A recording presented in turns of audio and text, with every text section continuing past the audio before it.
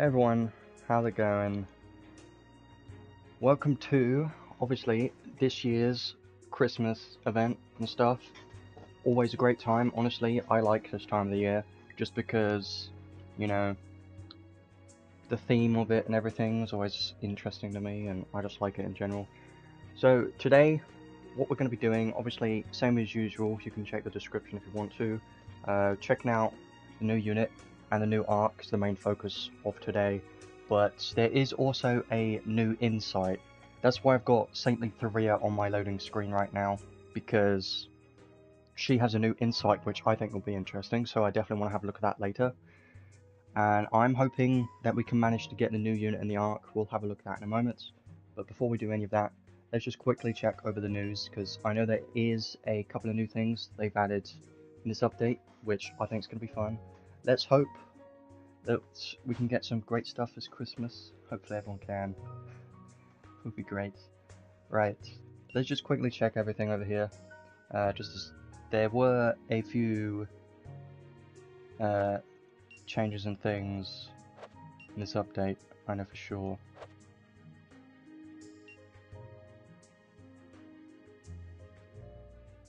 Oh. Price change apparently.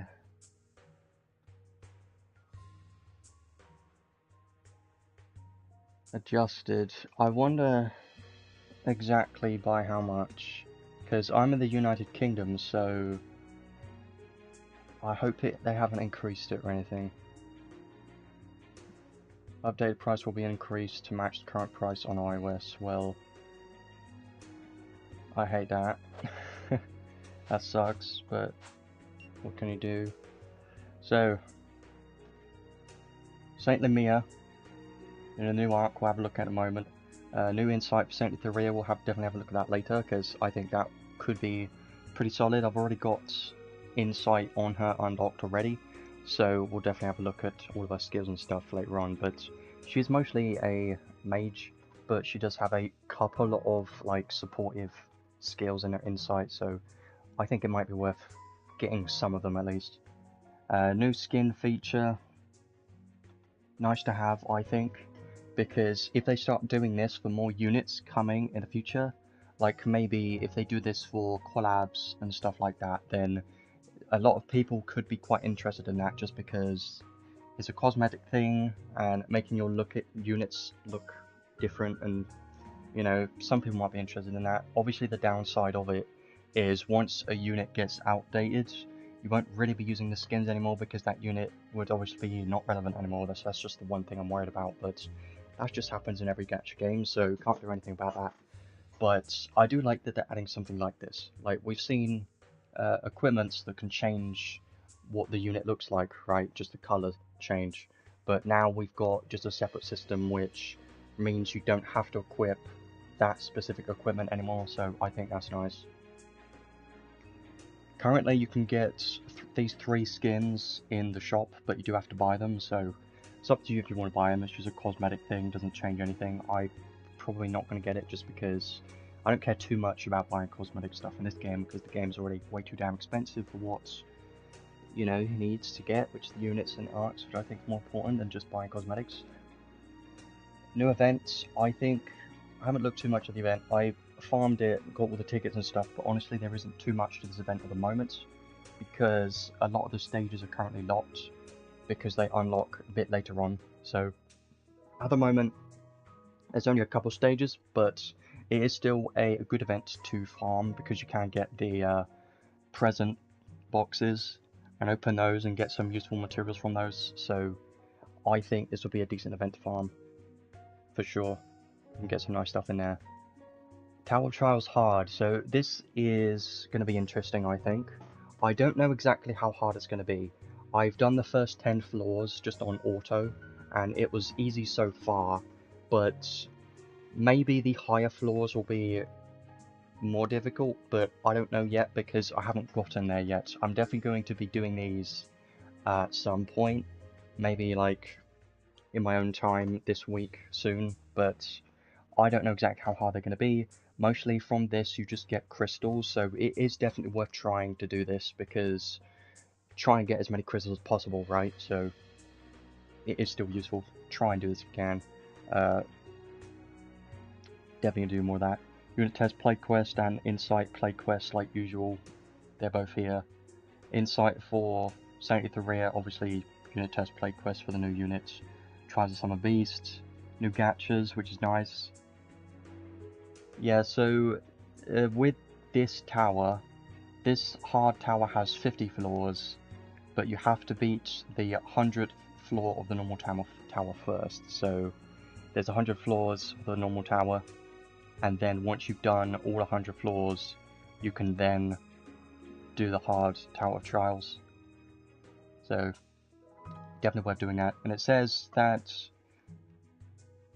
they plan to add more in the future, and once you've cleared a stage, it will stay cleared, so the clear state will carry over to the next event, so you can play at your own pace, which is nice. I hope that you can get the crystals again, but I'm thinking that it's probably like Maze, where you can only beat it once, and then you can't get the clear rewards again a second time. That's my guess, but we'll have to see on that, I guess. Yeah, one time clear is what I assumed would be the case.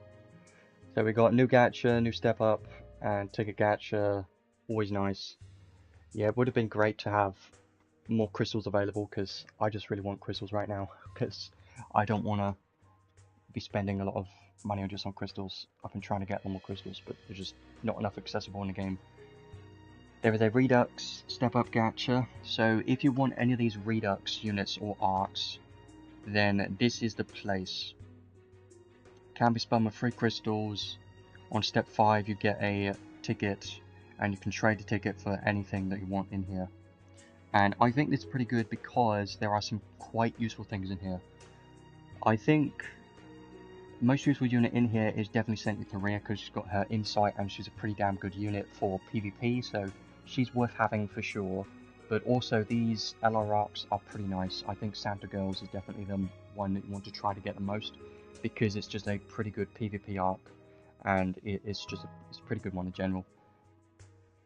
The other ones, I honestly don't use Saintly Melee, and I don't use Saintly Grafel anymore.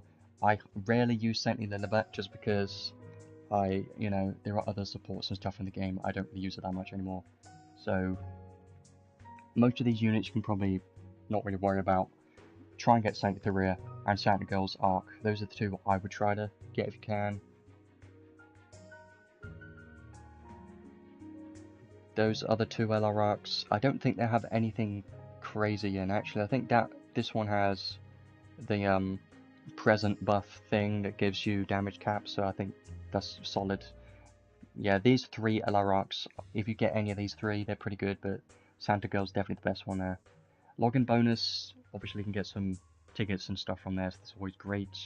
Arena promotions, all the stuff and things, it's great.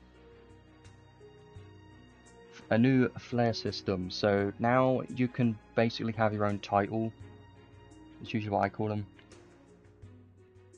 And you do get some when you log in today, as long as you have already completed, the requirements for unlocking it. So I have a couple of them, like one of them is you need to have 1,000 hours of playtime and stuff like that, but there are things that are still locked, like doing arena battles and ranking in arena and stuff are still locked, so you have to do those now, which kind of sucks, because I've been able to rank pretty high in arena in the past, and apparently that's not going to count for any of these, which kind of sucks, but whatever.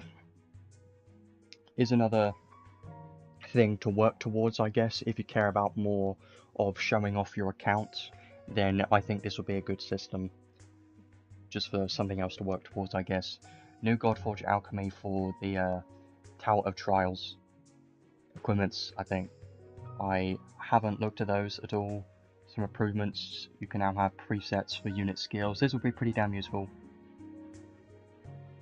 4th and 5th slots can only be gained from standard Last Cloudia pass, which, I mean, it makes sense. I just wish it wasn't, locked there, but you do still get 3 presets that you can save. So I do think this is a nice addition that should have been added to the game a hell of a long time ago, but at least we have it.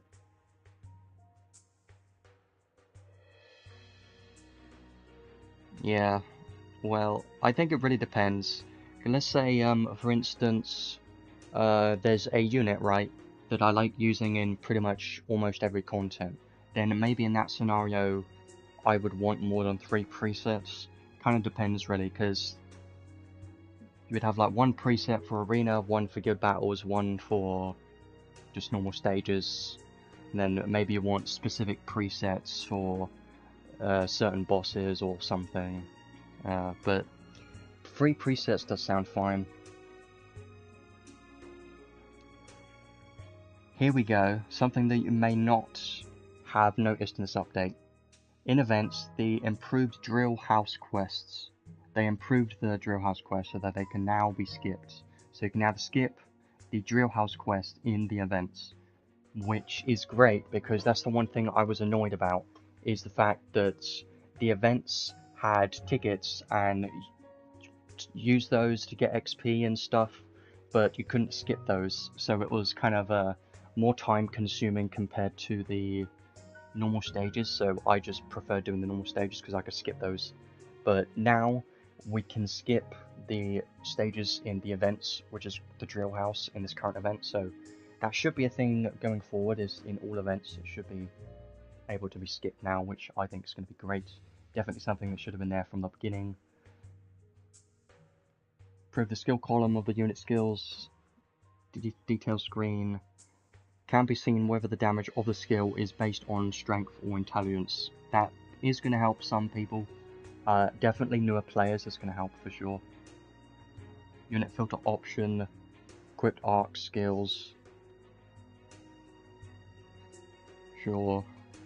Improved friend gifts so that if items such as anniversary medals are added, your gift settings will automatically set to those items when you first log in.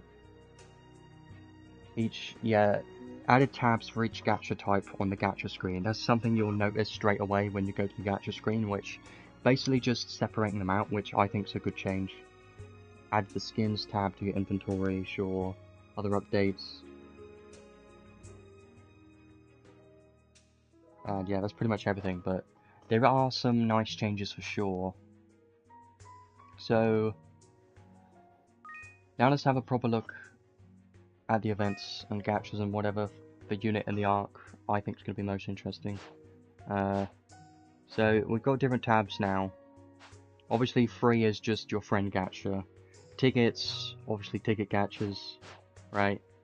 Perm is just the permanent gacha that no one ever should summon on in their entire life because it's so terrible, unless you just get rid of it. And then the special gacha is currently the step up gacha for the Redux. And you can do this with normal crystals. Probability on this actually pretty solid, 0.5% for each unit. Same thing with the arcs, so there's a pretty good rate up. It's pretty nice, honestly. And then obviously new is going to be where all the new units and stuff is. So all the new banners, all the new units and arcs are going to be in the new tab, so you're going to be here most of all. Still got Canon of the Three Sages gacha. Honestly, just ignore it, because she's going to be a permanent unit in like 6 months. So I still don't really care about her, I'm just skipping it, honestly. So let's focus on this first of all. So we got Saintly Mia and the Crow's Christmas arc. I personally think these two look pretty damn good, and I would love to have both of them just because I can see them both being quite useful. So let's go over to the unit first. She is a knight first of all, which I think is interesting. I didn't think she would be a knight. I thought she would be like a soldier or something.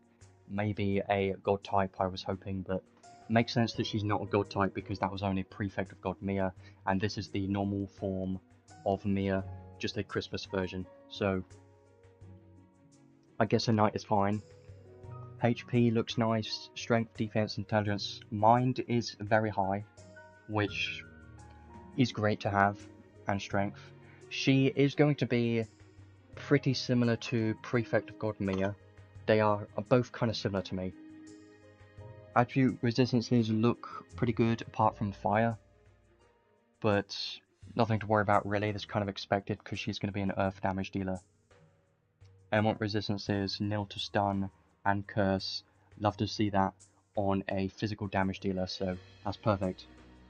But illness doesn't have any resistance there, but weakness to poison can be a little bit of a problem, but they look pretty good, honestly. Now, abilities. So these abilities look okay. I personally like her skill 3 the most. Skill 1 is a close the gap skill. It does a medium area earth combo attack, and this is 7 hits. Looks kinda simple really.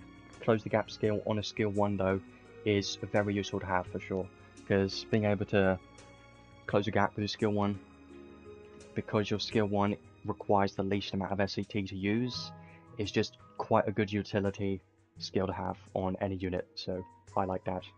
Skill 2 is a forward dash, and it closes in for a wide area earth combo attack around the unit.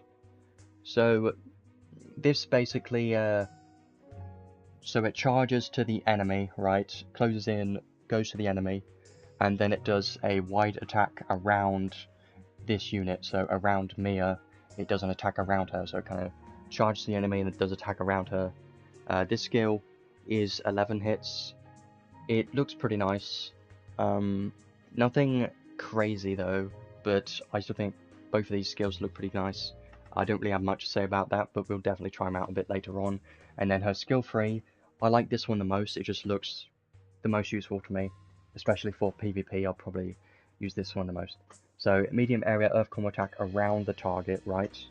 And then it is followed by a teleporting above the enemy for a wide area earth combo attack. So basically what this is, right, is the first part of the skill is basically a long range attack. It doesn't say it here, but you should be able to use this anywhere on the map, I think, but I haven't tried it yet, but I'm gonna assume so, because you can teleport above the enemy. So teleporting usually means you can do it from anywhere.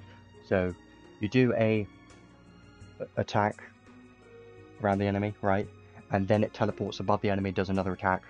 So it looks nice to me. I think it's going to be pretty useful for PvP. If I were to use her in Arena, I'll probably make her use her skill 3, because that just seems like the best skill to use for that. And this one is 16 hits, so yeah, these are all kind of average hit counts, but they all look like nice skills. Nothing incredibly crazy yet, but I'll definitely look more at those animation stuff later on. Yeah, Mia looks like a pretty good unit. She's definitely a nice one to have. If you get anything from this new banner, it's definitely a win for sure, because both the unit and the arc look very strong. Special, nothing crazy about this special. It is just a earth combo attack to one enemy. I don't really like those specials just because they don't really do anything. It just does an attack to an enemy and it's very boring. I prefer specials that give some kind of buff or debuff or something like that, or specials that hit quite hard and hit every single enemy. The single target ones are my least favourite. I don't use those that often. This special is 52 hits, which is alright I guess, so it can do a bit of damage, but I wouldn't really use it and focus on it that much, because her main role is definitely going to be a physical damage dealer as well as tanking magic attacks. So let's get into the traits next. This always gets a hell of a lot more interesting, and definitely with this unit it's quite interesting. So let's have a look at the trait 1 first. So for each sword, spear, bow or machine equipped, so for each one of those equipped you get 25% earth damage and 15,000 damage caps.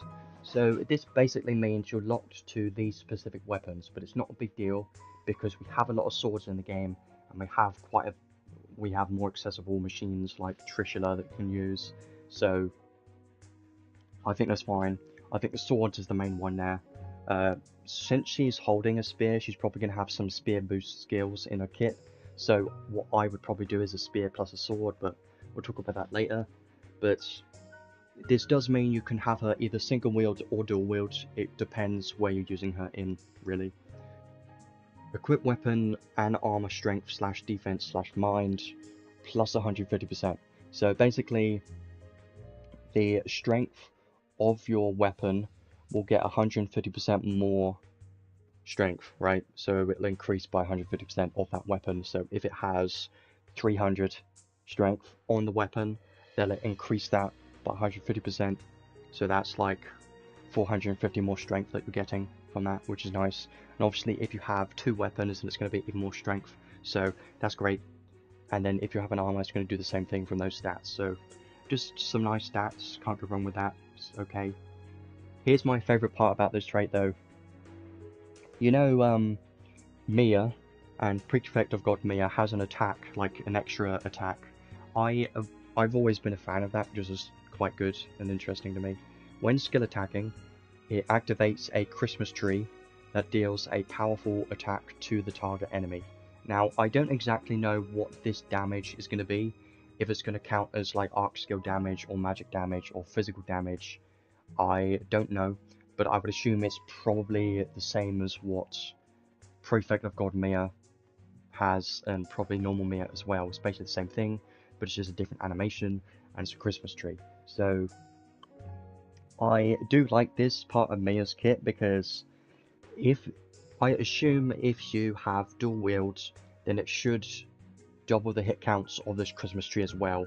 So that has some potential to be some pretty nice DPS already, because hit counts are always important for DPS, for, you know, basically any damage dealer.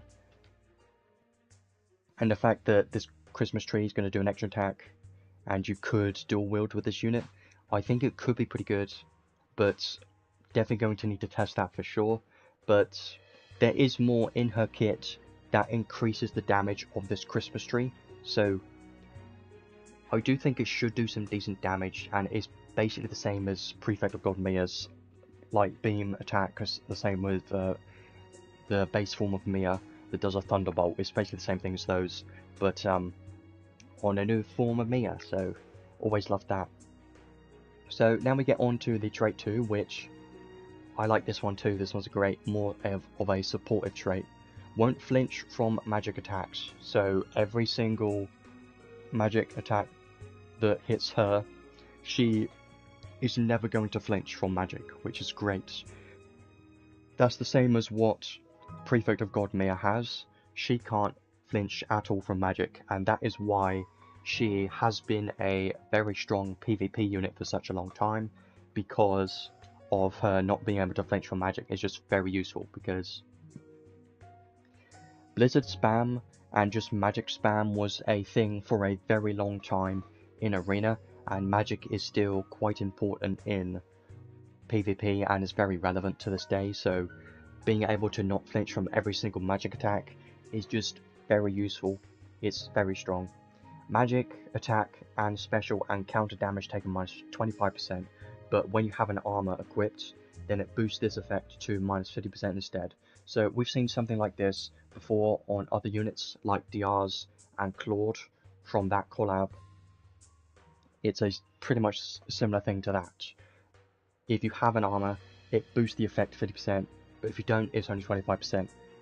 I wish it counted physical attacks instead of specials or counters, because I feel like she's going to be quite squishy to Telestio, and Telestio might be able to kill her quite easily, and if that is the case, then I don't think she's going to be used as much in Arena, because a lot of people like to use Telestio and even Albedo as a physical damage dealer. So if those two units can manage to kill Saint Mia, then it might be a bit of a problem. But just look at this already though. First of all, you can't flinch from magic, and then you take 50% less damage from magic as well. But that's if you have an armor, and it doesn't stop there as well. There's even more to this. So when an enemy casts all enemy attack magic, so things like Blizzard, anything that hits every single enemy on the screen, then it gives all allies a magic attack damage taken minus 50% buff for 20 seconds. And it says the total damage taken cap is 3000. This basically means there's kind of like the Hydro Shell buff, which not many people use Hydro Shell, but it is a pretty solid skill because it cuts magic damage taken by 50% apart from the Thunder. But this is basically an improved version of Hydro Shell because it applies to every single magic damage taken, and it has 3000 damage cap, damage taken cap 3000 instead of 1500. So this is going to be amazing because this is every single time an enemy casts all enemy attack magic.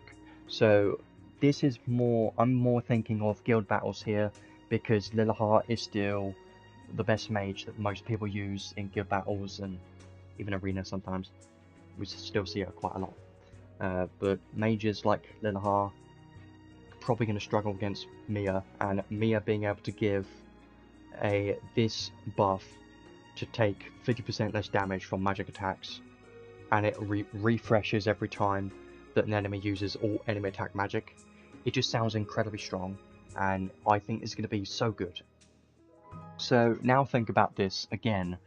You won't flinch from magic, and you can take 50% less magic damage here, but you can also get this buff which also reduces magic damage by 50%. This is crazy.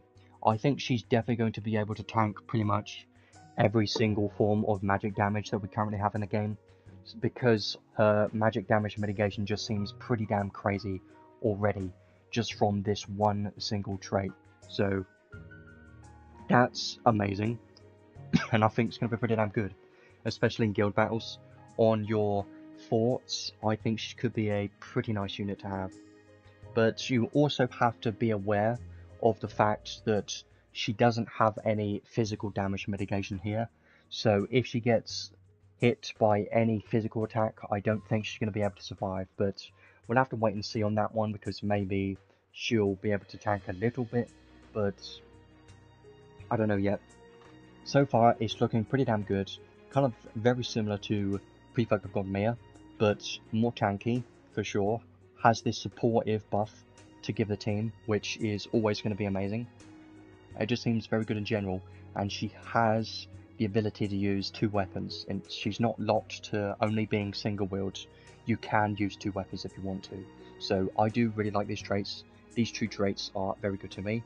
Now let's go over to the skills next, because it gets even more interesting here.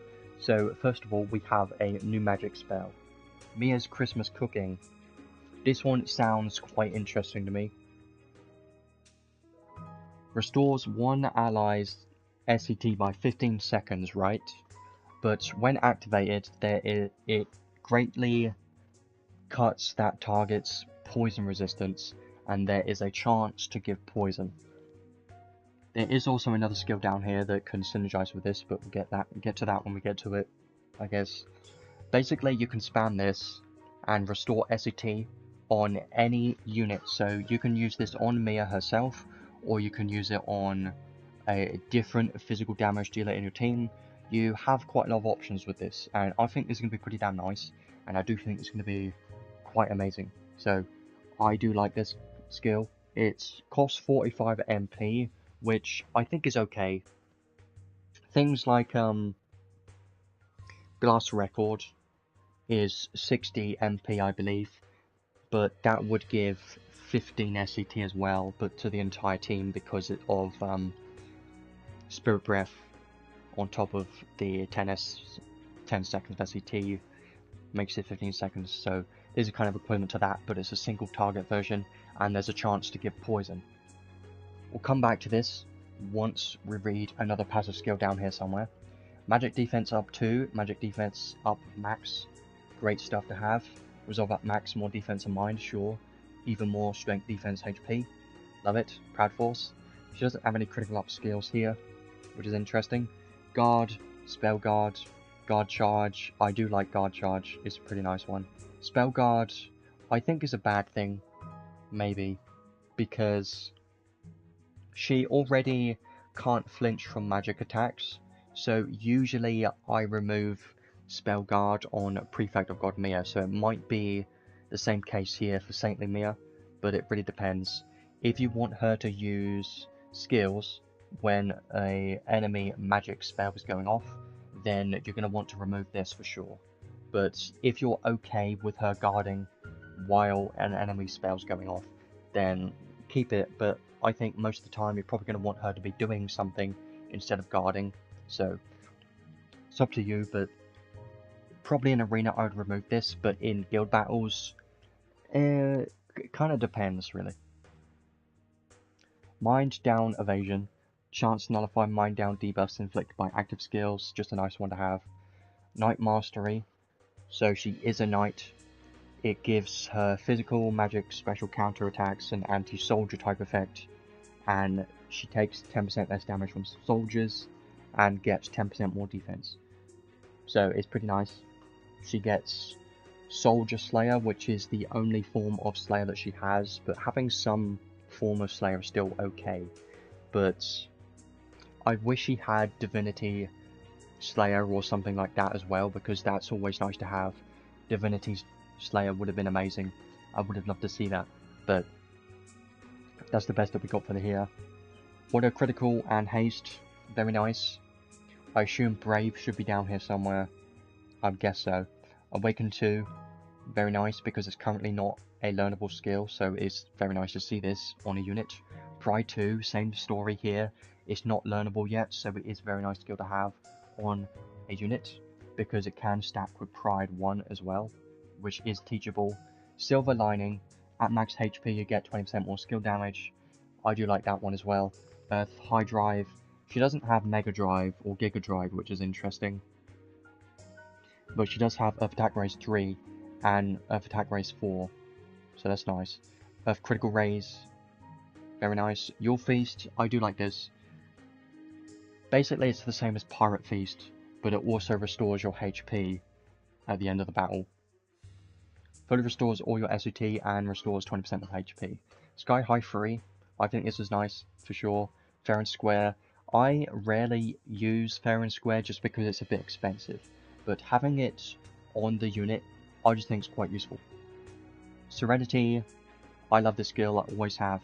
Boost physical damage based on your mind, and when physically attacking, enemy defense minus 15% in deal damage. Mia, Prefect of God Mia, has this as well, and definitely a couple of other units have it too, but it's just a very strong skill because it's not teachable, and boosting your physical damage based on your mind is just a very strong effect to have on a unit like this, because she has quite a lot of mind, right? But she also has a lot of these stat up increases for her mind, so I think that's going to be pretty great for sure. That's definitely going to help her damage quite a bit. Armor Piercer, when physically attacking there's a chance for enemy defense minus 30% deal damage. Okay.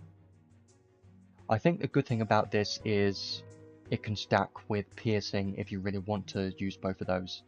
I'm hoping the chance of this is higher than normal piercing, but I don't know. I feel like I haven't really heard of armor piercing before. Armor Piercer, not normal piercing.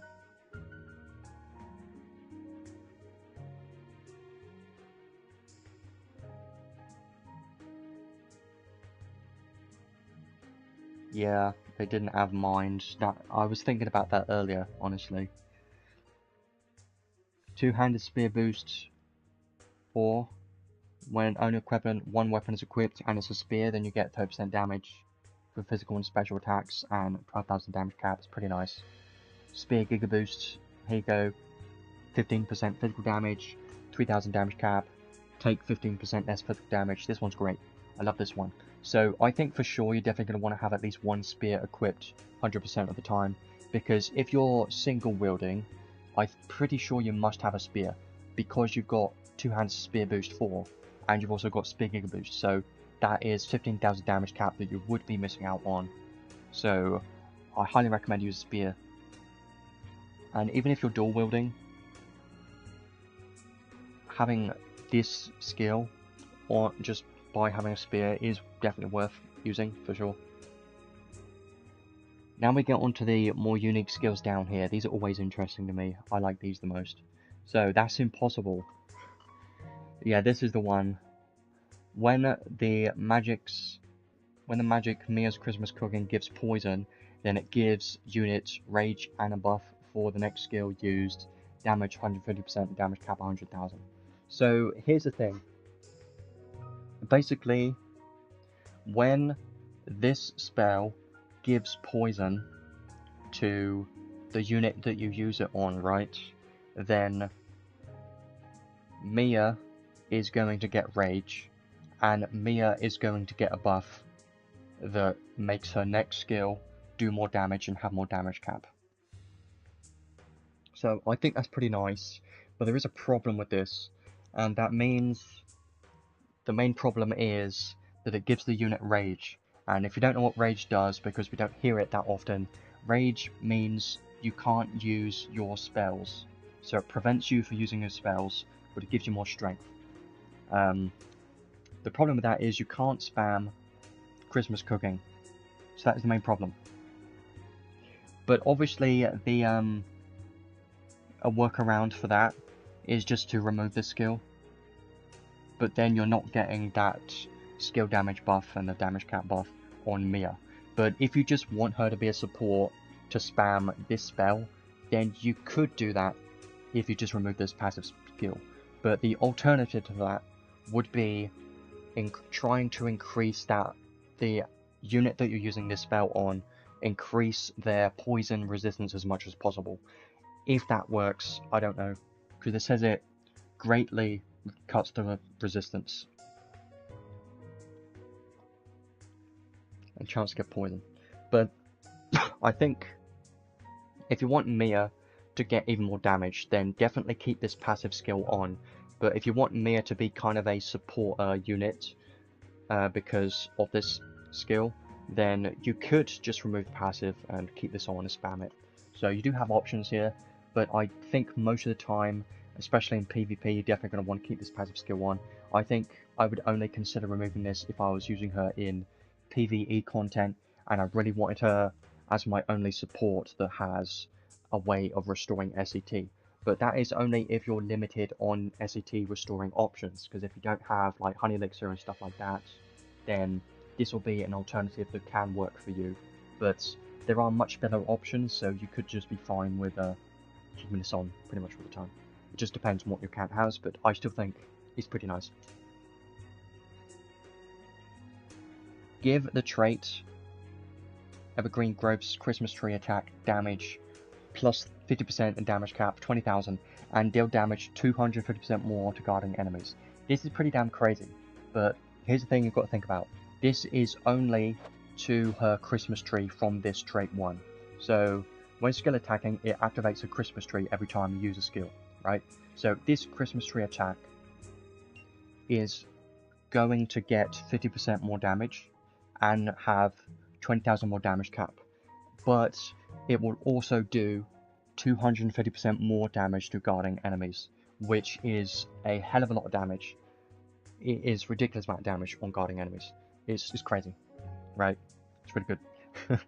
But it's only to her Christmas tree, so her normal skill attacks won't get any of this bonus, but I still think it's pretty good, because her Christmas tree is going to be even stronger, and can't go wrong with that. It's great, for sure. I do like it. When HP hits 0, auto revive and fully restore HP, basically equivalent to decoy right there, which is nice, because having more skills that are equivalent to decoy, more revives, are always great to have, for sure.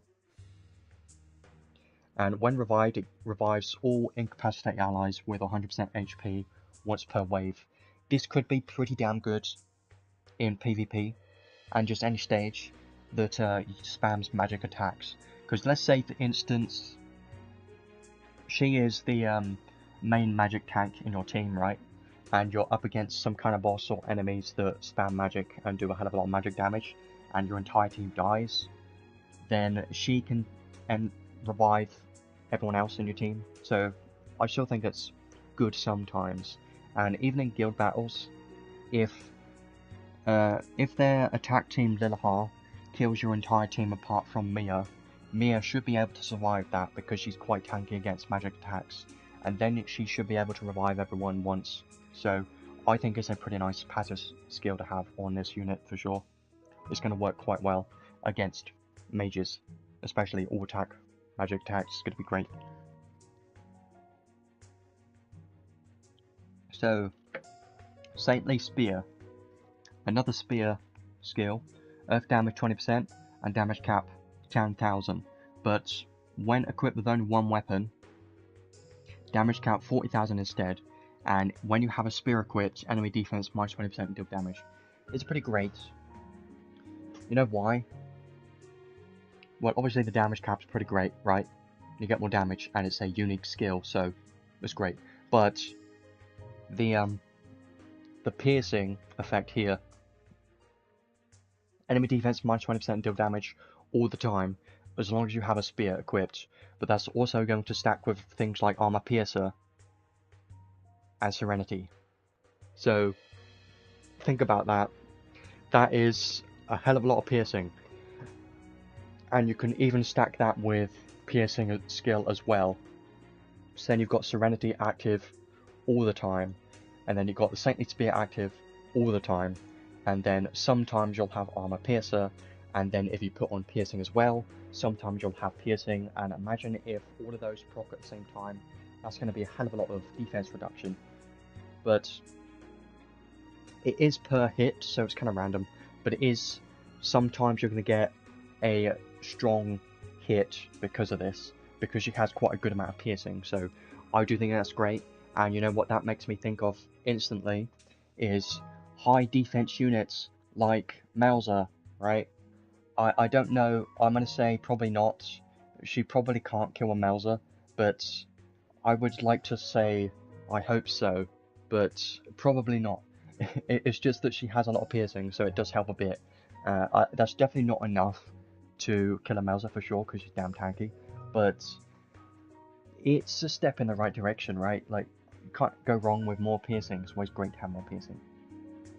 And the last one here, Christmas Embrace. HP 3000 all the time, continuous high magic barrier, love it, and Matisse effect, also great. When taking magic attacks, there's a chance to recover 50% of the damage as HP. I love that too, because this will stack with magic damage healing skills, so you could stack those with this. I don't see a continuous brave effect here anywhere. There's no auto brave or anything, which is kind of weird. But she does have continuous Matisse instead. So things like fast brave and auto brave might be more useful on this unit. Now we get onto the Sick and Heart skills. More damage cap, great. More special damage cap, don't really care. Her special not that great. Take less damage, definitely going to be a great one for sure. This is going to help a lot. More crit rate, love it. Spear mastery, you get 10% physical damage, even more damage cap. And then if you have a single spear, then you get more damage cap instead. Armor mastery, if you have an armor, you get 50% more defense for your armor, and you take 10% less damage from everything, so love that. And then this one, I love this. You know why? Physical damage to guarding enemies plus 100% with 250% more. It's going to be great. It's going to be so strong. You would think so, right? You would think. Because you got 250% plus another 100%. It's going to be great. I think against guarding enemies, she should be pretty strong. Like, there's no way that she's not, right? So overall, I do really like this kit, and this looks very strong to me. Like, this is definitely a PvP focused units kit, right? And I am quite excited about this unit just because she looks quite strong, she looks fun to use, she looks interesting, and she's a Christmas unit. I like Christmas themed units. I just think she's going to be a fun unit and a pretty damn strong PvP unit for sure. She's very similar to Prefect of God Mia, but she is, I'll have to say, she's probably stronger. And one thing that Prefect of God Mia does not have is supportive skills, and Saintly Mia does have a couple of supportive skills, like this spell here can restore SCT, and she's also got the trait too that can give all allies this buff to reduce magic damage taken by 50% for 20 seconds, and it has a damage cap, you know, 3000.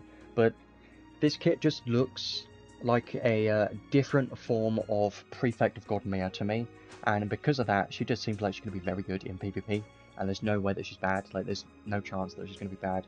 Like, there is a chance that her damage may not be that crazy, but she does have some good damage piercing, and she does have, you know, some damage mitigation and stuff, and she's got some solid damage, especially against guarding enemies, so she should be hitting pretty hard. Like, she should be a pretty strong unit like Prefect of God Mia is in like arena and guild battles, so I think she's more of an up-to-date version of Prefect of God Mia, and because of that, she's definitely going to be pretty strong in guild battles especially, but in arena maybe as well. But the problem with arena, like I said earlier, is units like Telestio might be able to kill her, and if that is the case, then that might be a problem because she might not work that well if people are just running Telestio all the time.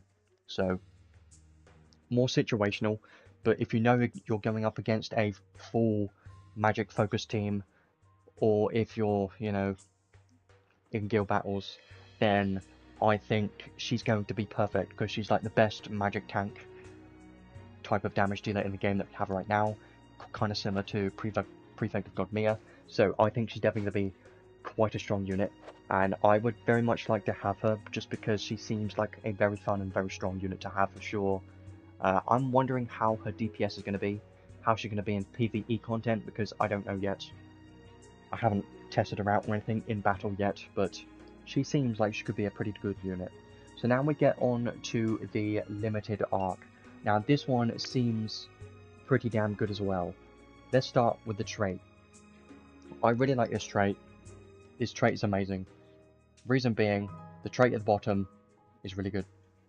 Earth physical damage, 25%, okay, and Earth physical damage to enemies with a cut intelligence debuff, plus 20%. So if the enemy has a cut intelligence debuff, then you get 20% more Earth physical damage. So in total, this is actually a pretty good trait for physical damage, as long as they have that intelligence debuff. That's interesting. It's quite nice. Gradually cut magic attack damage taken over time, maximum of 20% after 60 seconds, and it resets each wave.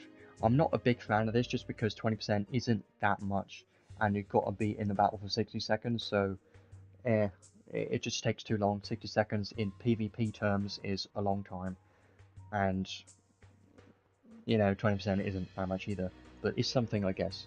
Now, the best part of this trait is the one down here that I'm very excited about and scared of at the same time. But this is going to open up some new doors for PvP, and I'm worried. I'll tell you why. When a unit is incapacitated, so when the unit that used this arc dies, then it restores 1 SCT stock for all of your skills to the ally with the high strength, excluding this unit, and it can only do it once time each wave. You know why this is so good? Telestio. Because if your Telestio has enough strength and he's your high strength unit in a team, then he can now restore another stock for his skill 3. It's broken. It's going to be so good. It may not sound that crazy if you just read it like this, but think of who can use this, and in PvP terms, SCT is always important, and in that case, it's going to be so good. And the main reason why I think this is so good is because this is a supportive arc, so you can use this on any unit you want, and if the unit dies, then it's going to restore SCT for all of your skills to a ally. That's why it's so good, because it's an ally buff, right? It gives SCT to an ally. So I think it's going to be so good, and I think people are definitely going to use this in arena and guild battles 100%. This is definitely going to be a very strong PvP arc because of the SCT here. I can already think of many different synergies with this. Number 1, suicide units. You can have a hell of a lot of suicide units. You can have suicide Amelia, you could have skeleton, or just any unit you want. You can do a lot of different options with that. And then once they die, they're going to restore 1 SCT stock for all skills to the ally with the high strength. We're hoping that that's Telestio, and then it's going to have 2 of his skill 3 at the start of the battle, and that's going to be crazy. So yeah, it kind of scares me a little bit because you could have an even more of a crazy Telestio burst type of team. Even Albedo can do well with this as well, and any physical damage dealer can benefit from this. But I think units like Telestheo and Albedo are going to benefit the most, especially Telestheo because he's quite strong. But yeah, I love this trait, and I can definitely see myself using this quite a lot in PvP. Suicide, Amelia, and in guild battles, you can even have a round 2 with a Suicide unit and Telestheo or something like that. And I'm definitely going to mess around with some stuff with this arc, hopefully, if I get it, because it just sounds very useful for sure. Can open up some new build options, some new interesting things for sure, so I think that's great. Definitely the most exciting thing about this trait is this restoring SET effect right there. Now we get onto the learnable skills, and the learnable skills are actually pretty good as well. Christmas Frenzy, you get less intelligence, but you get more strength and more mind. I don't know if I'll use this. It costs 6 SC, but you get more strength and more mind by 10%. I'm not sure, but if you really need those stats, then maybe. But I don't know. The 6 SC I probably wouldn't. Reverse Cross, Stone Ensemble. I love Stone Ensemble. I believe this is the first time we're seeing this, and Stone Ensemble is definitely going to be very good because you can now make your Earth Mage Lilahar even stronger with this, and any Earth damage dealer, any Earth physical damage dealer, or anything can benefit from Earth Ensemble because it's Earth attack damage, so it's all Earth damage. So I think it's great. Even Guile, you could put this on Guile now, but he's kind of lost a bit in the meta. He's not really used as much, but you could try to make a stupidly strong Guile with Stone Ensemble and a bunch of Earth attack raise skills and Earth damage skills, maybe, but he's not going to be able to survive 0 that way. That's the problem. But it can be pretty good for sure. You can do some good stuff with that. But there is one other skill down here which I like, Mistletoe, but it costs 6 SC. When only one other ally other than the unit has this skill set, and the unit is male and ally is female, or this unit is female and the ally is male, then it gives physical / magic damage dealt plus 20%. So basically you have to have one male and one female in the team for this to work. So I assume if they don't have a gender like Lilahar, then they won't be able to use this at all because it needs to be male or female. But 6 SC to give 20% physical and magic damage, that's pretty good because this is another stackable skill that you can use to boost your physical damage or magic damage even higher. So I love this. You could have this on, let's say, 0 plus a female unit, for instance, and that is going to be pretty good. So I really like Mistletoe. I think it's going to be a skill that I would definitely use very, very often for sure. And the same with Stone Ensemble, not as often, but Stone Ensemble on any Earth damage dealer or Earth focused teams can be very strong. So I think this arc already is a very strong arc, and I would definitely love to have this because SET on the trait, amazing. Mistletoe, amazing. Stone Ensemble, very strong. Christmas Frenzy, probably never going to use it. What is the Archive reward? It's a robe. Magic attack damage taken minus 15%. Skill and magic attack damage to enemies with a debuff plus 15%. I guess it's alright. It's not bad. Attribute plus 5 to fire and thunder. It's a decent robe, right? It's not the best robe. It gives you some magic damage mitigation, and it gives you more skill and magic damage, but you're going to be using this on a mage most of the time if you were to use it. You could technically use it on a support unit just for the take less magic damage effect, but it's nothing that crazy, but it is something. It's an option. It's not terrible. It's kind of mid, so you could use it sometimes. Not the best at anything, but it is still a solid one, so I think this arc is definitely worth trying to get because it's just a very strong arc for PvP, and having more skills like Mistletoe is just to boost your damage even higher.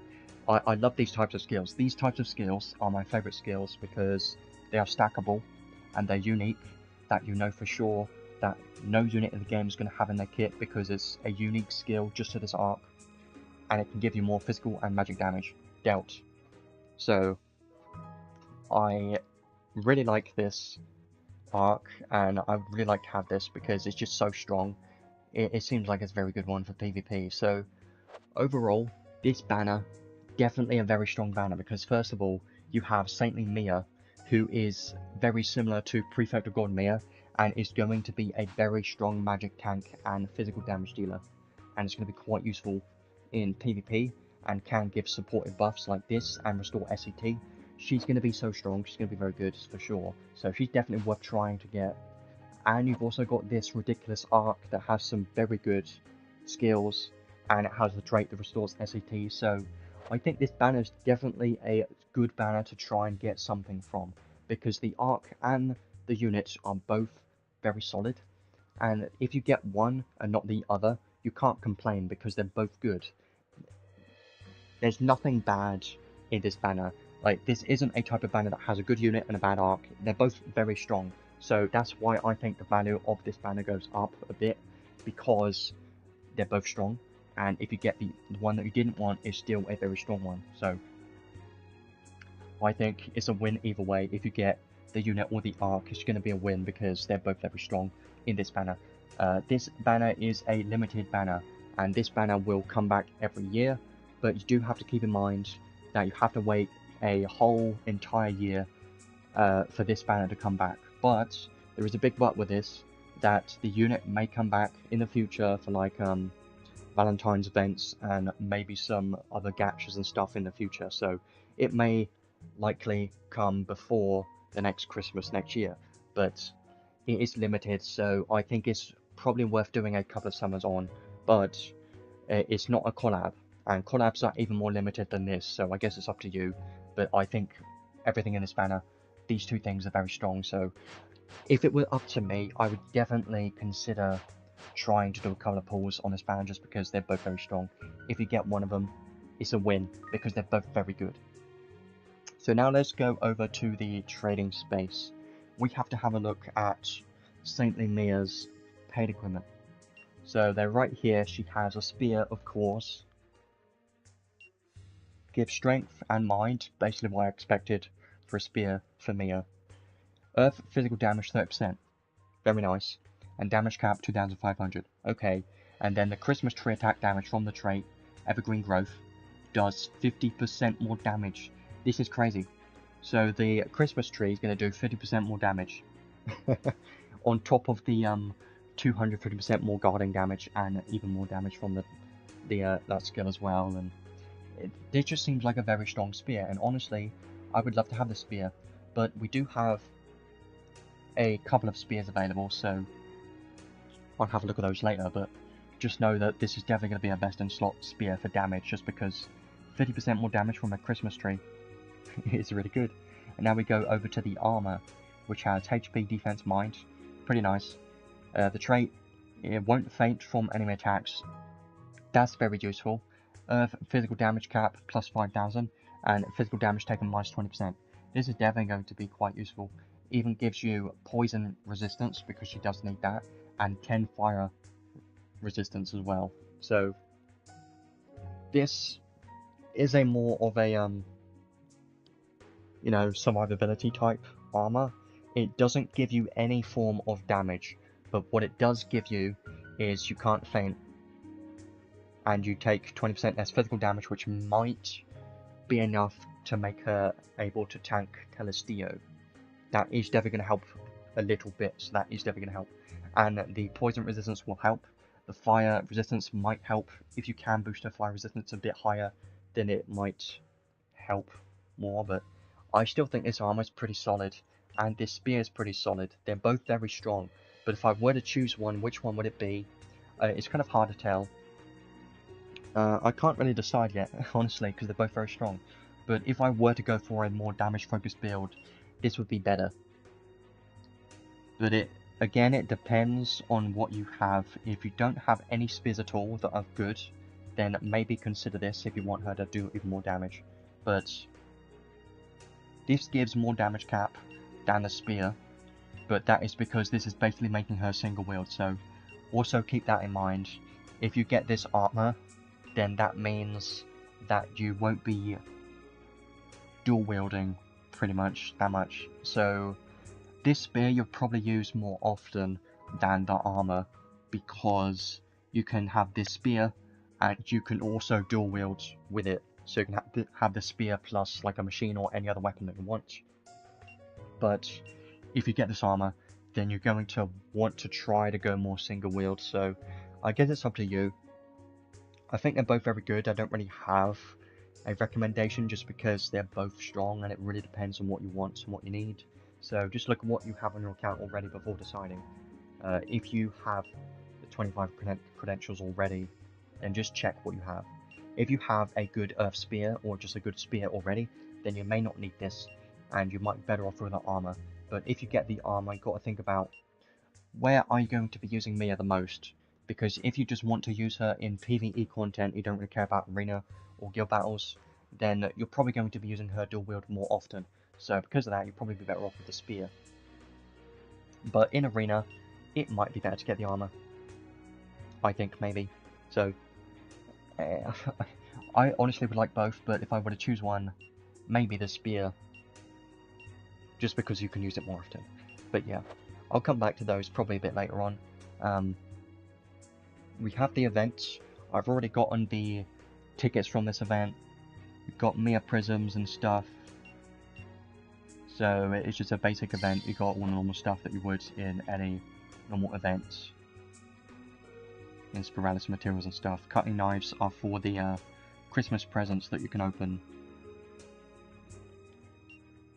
So, I'm pretty sure that's everything that I want to talk about regarding the units and the arc and all of the PoG ornament and stuff.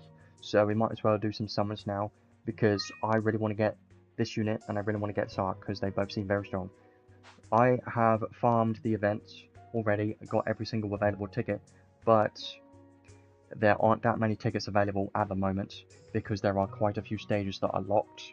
So I do recommend to try to wait a bit longer before spending all of your crystals, because you could get lucky from tickets later on. There are a couple of tickets in the login event, and there may be more tickets in this Christmas event in like the next week or so. So because of that, I would recommend just to not spend too many crystals yet, just in case you get a dupe of something. So let's use these 6 first. I do have a plan for today. I do want to try and get at least one new thing. And if I can get at least one of either the unit or the arc, then I'll be happy. And then I can hope to get the other one from tickets later on. I doubt there's any red in here just because it showed up as a blue, but we're going to watch it anyway. I haven't got anything from tickets in quite a while, and it's probably going to stay that way. 3 animations. There is a red. Could it be new, please? I would love if that were to be the case, but it's probably not. Because dupes are more often than not in this game. You most likely get a dupe. And there's only one, so yeah. Pretty much what I expect all the time. You get dupes way too often in this game. It would have been perfect if I got the unit there, but it rarely happens. I'm going to be doing the step gacha today, because I think this step gacha is pretty good. If you look at the gacha details, you can see lap 1 is obviously the cheap step, but lap 2 is actually pretty good, because you've got a cheaper step 1 and step 2.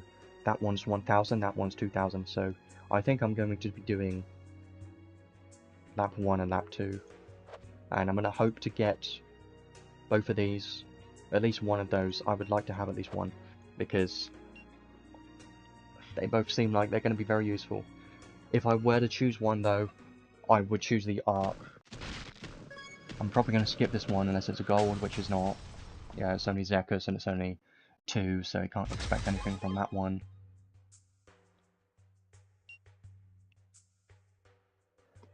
Basically, I'm going to be doing the step gacha, and then if we still don't get anything, then I'm probably going to do some free crystals, but I'm not going to be pitying anything just because, like I said already, there's going to be more tickets available. So because of that, I'm going to try to wait until there's more tickets. Obviously no reds in there. Lilibet doesn't give that much luck most of the time. Can we get a red from this one, please? This has 6 pulls in it. Would be nice.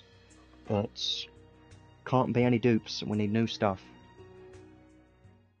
Also have to remember that the SSR arc from Cannon's banner is in here, so there is still a chance that you could get that arc from this banner, and that will suck so much because I don't care about that arc at all.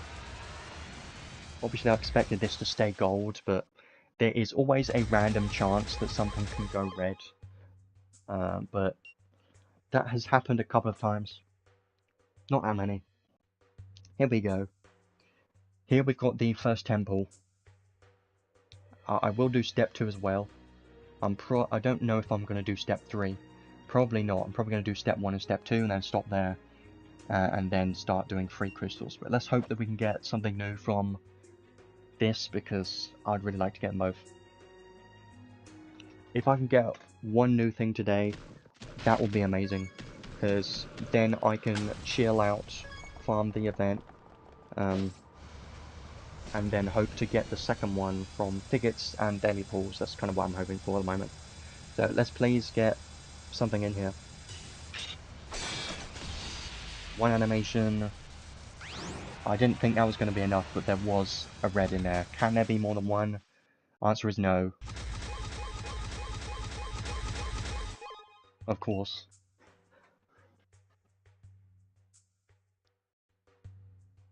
I think I'm going to do this temple and then probably leave it for the moment. If you do want to pity the unit, it's actually cheaper than normal because the unit is on the third lap, and the first and second lap are cheaper, so let's do this one. And then I'll probably do some single pulls, try to get one of them, hopefully. And then we'll see where we are at. That's a blue, damn it. There's not going to be anything in this one, but I'm going to watch it anyway. Because it is a 10 pull, so you never know, but I know there's going to be nothing. I told you. Not enough animations. Only one animation, and it was a blue with XTheria by herself. Can't expect anything there. Unless one randomly turns red, but no.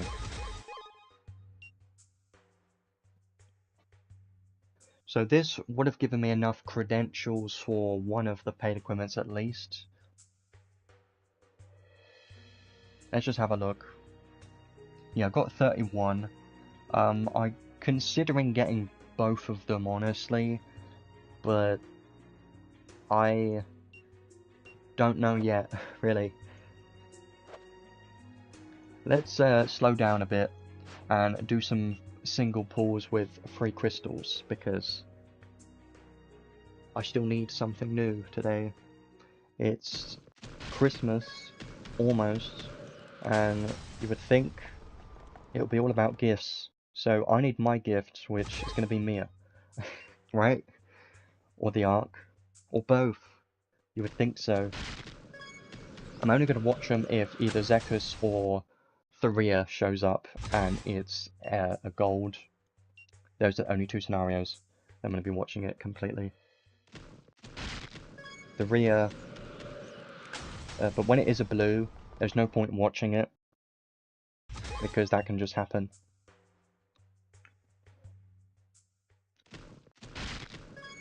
No. Yeah.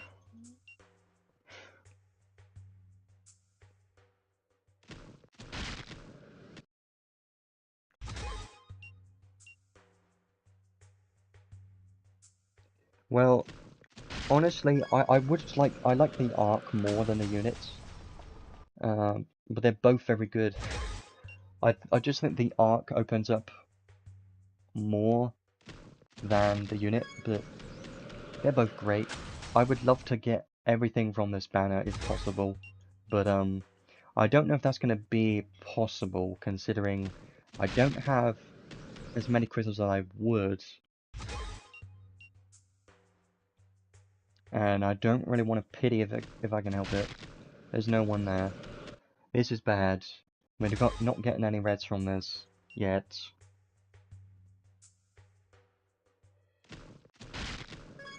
XTheria. Nope.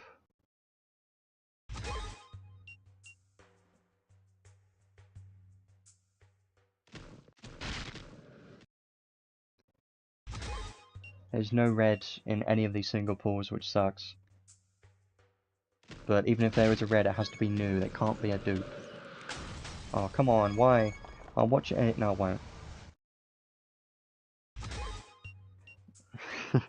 Has to be a goal to watch it. I don't want to waste my time with single balls. Nope.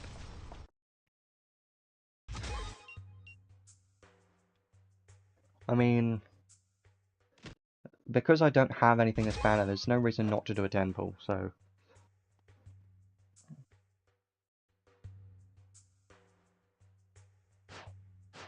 I'll do this one.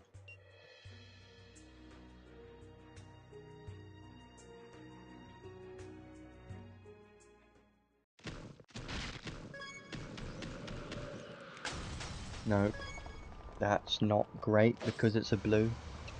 It has to have animations, otherwise it's going to stay gold and it's not going to be anything in this at all, but that's pretty much what I expected before opening this, so yeah. Can't say I'm surprised. 3 animations. There is a red. Okay, can you be new, please? Why is there only one all the time? There's never more than one. There's never more than one. The temples that I have done and gotten a red from, they've only had 1 red in it. When there's been more than 1 red, it just feels more promising because you've got more than 1 chance. You can't get Mia Prism. There's a Mia Prism right there. Mia's right there. Never pity the unit right now because if I do another temple, I can get the other paid. I might as well, right? Like, I've come so far, I might as well.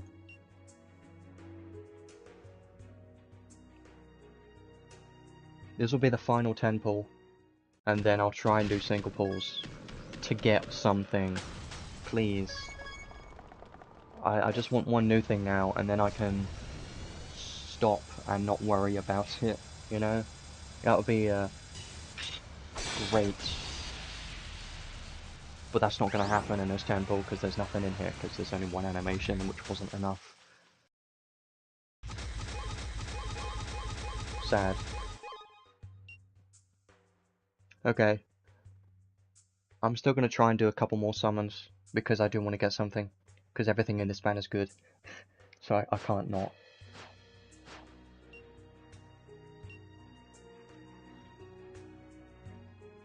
You know what I can do, though? Should I use my medals on tickets, or should I save them just in case for pity? I don't know.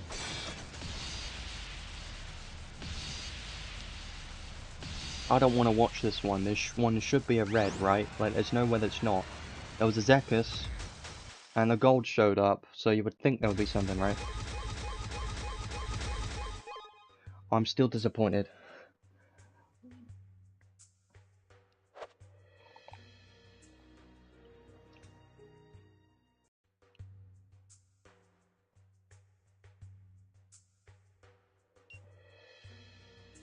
So 81 medals. I could do 2 more temples and get a temple ticket, or I could save the pity and try to pity this arc. I think the smart thing to do is probably try and save to get this arc, just in case, because I definitely want to try and get that arc. But obviously, I'm not going to be pitting anything yet.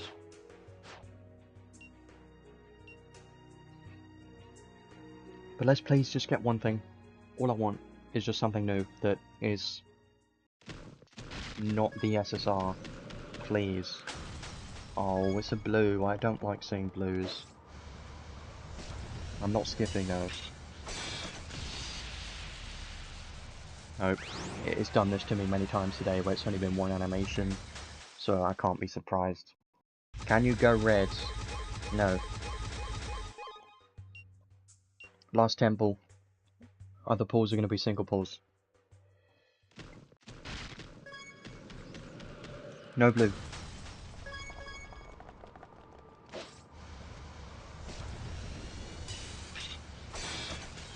No.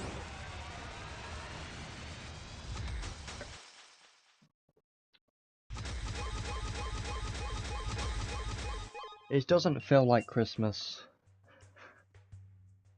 It does not.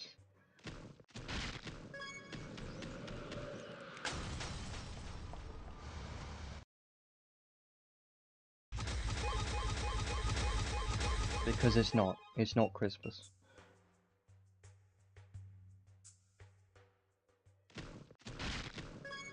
Why? Why? This is bad. It's terrible. Yeah, it's awful. I still need to get something from this banner though. I'm probably gonna have to pity something, but I'm not gonna be doing that today because there's still tickets and stuff later on. Can we get something new, please? The answer is no, because one animation is terrible. Okay, no more temples there. I'm gonna only be doing single pulls from now on. Try and get something, and I trying to be smart with all my summons because obviously every summon counts.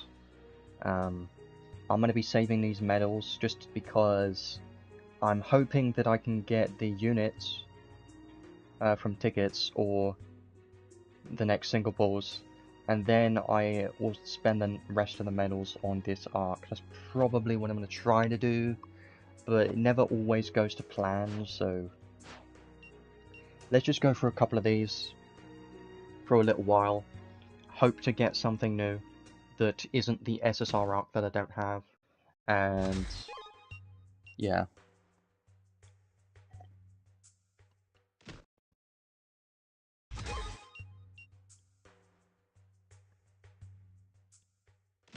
I need at least one thing new, like... It's stupid at this point, because I should have had a one thing at least already, but... I wish the rate up was higher.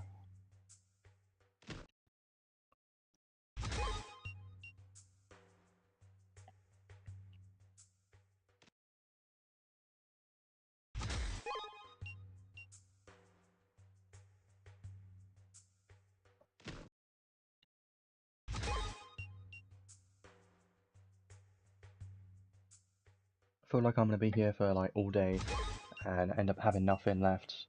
But what can you do? Not much about it, can you? No. If it keeps going on like this, then I'm probably just not gonna be able to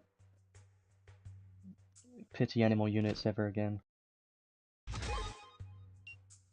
I'm considering going back to the step gacha, maybe, potentially, to do another temple.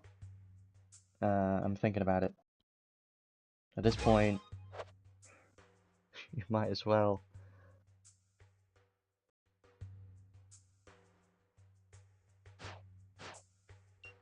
There is a Mia Prism in there.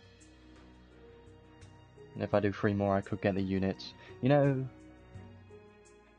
it can technically mean I could get the unit in the arc if I... You can pity the unit from the step gacha, and then you can get 200 medals.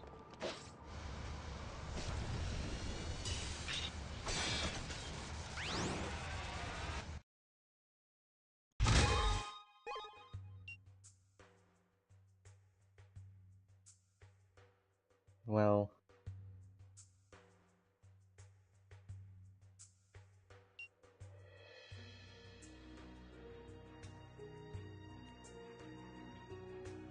I'm just trying to think of what I want to do. Because technically I could get the unit from step gacha, and then the arc could be 200 medals. But I don't want to do that yet just because of tickets and stuff later on, so I didn't want to do that yet. But I still wanted to try to get one thing.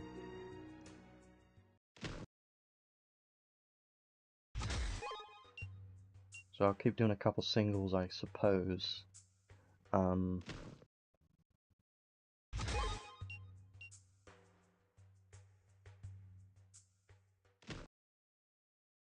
There's nothing in any of these. There's really not. Like, I haven't gotten that many reds. That's what it feels like. I got a couple, yeah, but they've all just been dupes of stuff that I don't need. And dupes in this game just suck, because you've got no use for dupes. It just makes me hate the gacha system even more when stuff like this happens, because how are you supposed to get crystals to get these units and arcs, and there's a new banner every 2 weeks?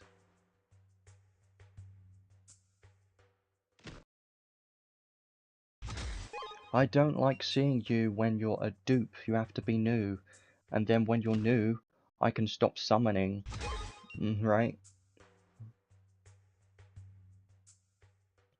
If I can get one new thing, then I wouldn't need to worry. Yeah, the pity system, it needs to be transferable pity, so like medals that you can use in future banners, stuff like that, but they won't do that. This is a more of a niche game, right? So not as many people play this game. Okay, there you go. There's something. I am at least happy. I'm not happy. I'm not happy, but I'm at least glad we've got something, right? So that's better.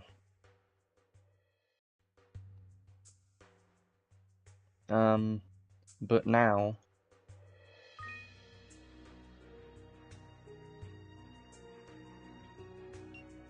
I think because I got the arc, the smart thing to do, I am not going to get to 250. So yeah, get these tickets now. Cause I could have gotten a prism, but the tickets are more worth it. So I think doing this is smart, right? Like, I'm not dumb, this is smart. I think so.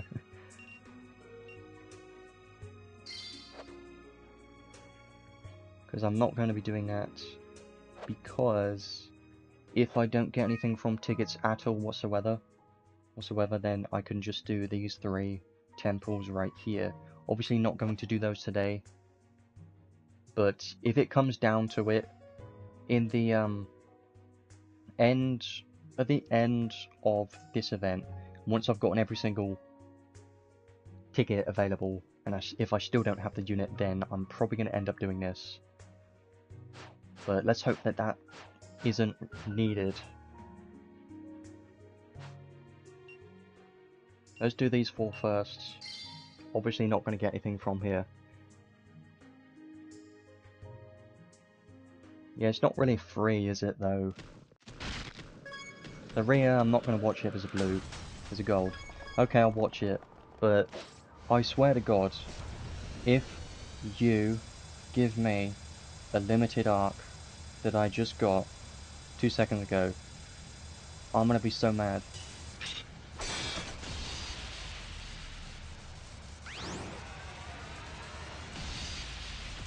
Okay.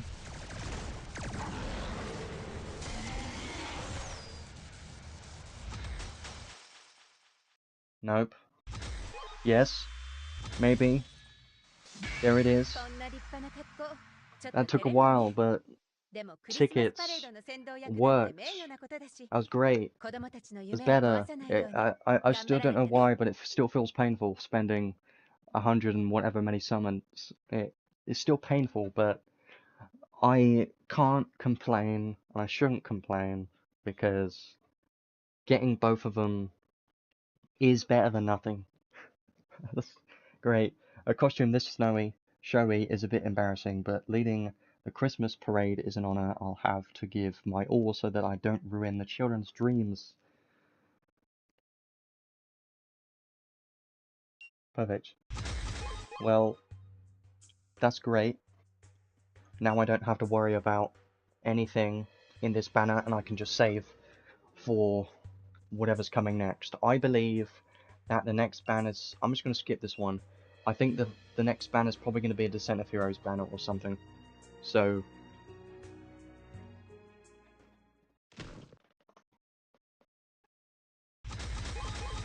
I knew that would happen, but I can't complain because a dupe is fine.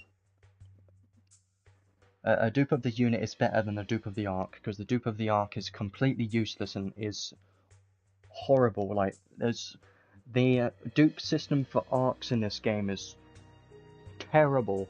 Like, what do you even do with a dupe for an arc? Like, nothing, because you've got so many of the Stardust already. So, okay, well, we're done for today, which is great, because I'm at least happy that we got them, so that's great.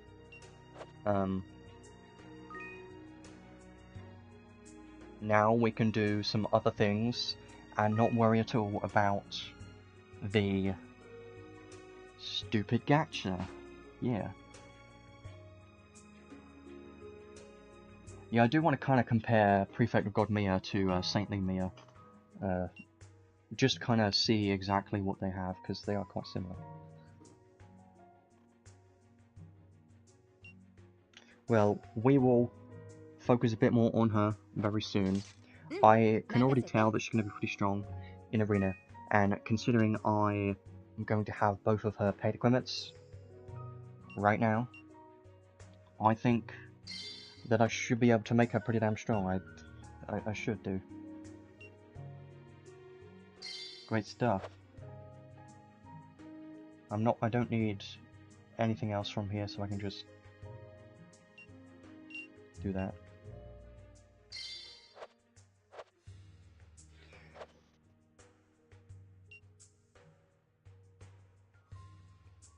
So yeah, that's every... That's not Crimson Ore. That's not Crimson Ore. That's not Crimson Ore. A visual bug that I found already. Great. That's fun. Well...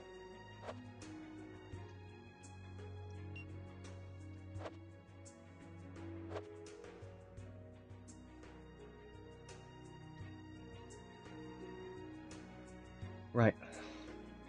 Let's start showcasing Mia then, I suppose. After I look at the arc. I have favorited a few things for units.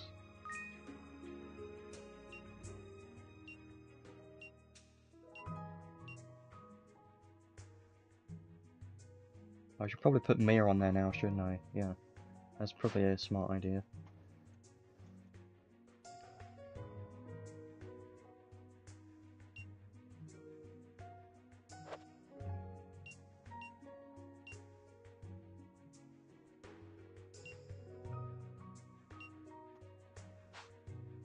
I've got 2 prisms, one from the step gacha, one from the event. Might as well use those. I might get her to plus 30 in the future, but not now, because it's obviously stupid to do that now. I would only get her to plus 30 if she ends up being incredibly strong and meta, but right now, not worried about it yet. Let's go to the arc. It's gonna be so great. I'm quite excited about this. This is definitely going to open up quite a few doors and going to enable some new, just even better things, really. Not anything new, just better stuff. I'm definitely going to be using this for Telestio, so yeah, that's going to be fun. Not for you, but for me, it's going to be fun. And until I see someone else that has the same thing, I'm not going to have fun, but...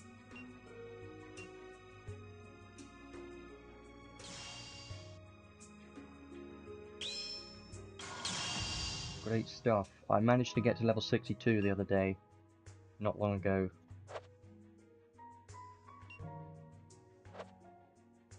So...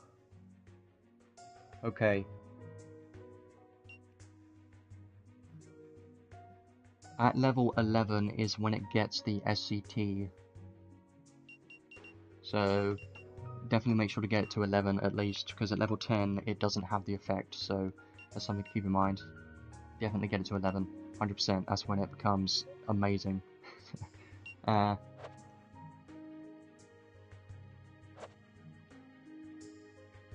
Nice. Well, now let's have a look.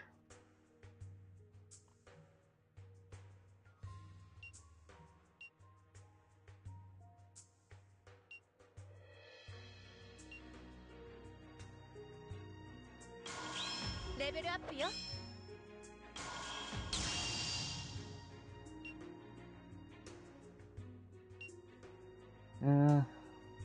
Parade leader.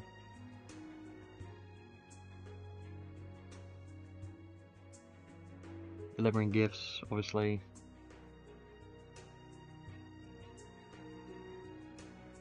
Responds when waved at. That's funny. Horrible at cooking. Huh, that makes sense. So, this is the first form of Mia that actually has a spear, which is interesting. This one, Mia, base form of Mia, has a sword. This one has, obviously, sword. And now this form, spear. For no reason whatsoever. But it's fine. So you've got this magic button here, right? Which you can change these.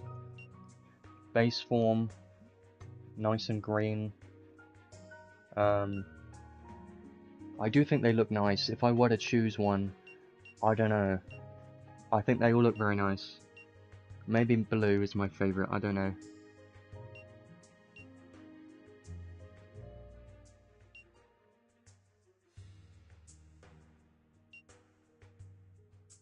Yeah, I think I like the blue one. Maybe this one.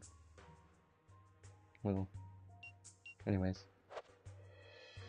Let's start teaching everything and go over recommended equipment and stuff very soon. I think the build's going to be quite interesting considering she can be either single wield or dual wield. Here we go.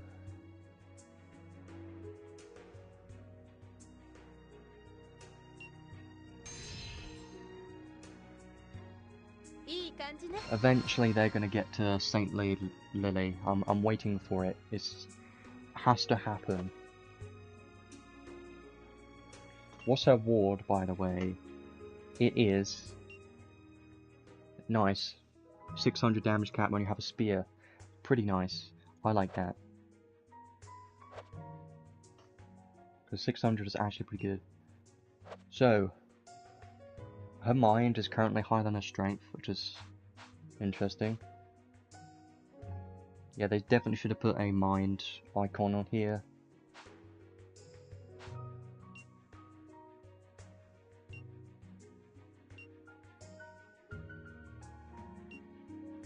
Right.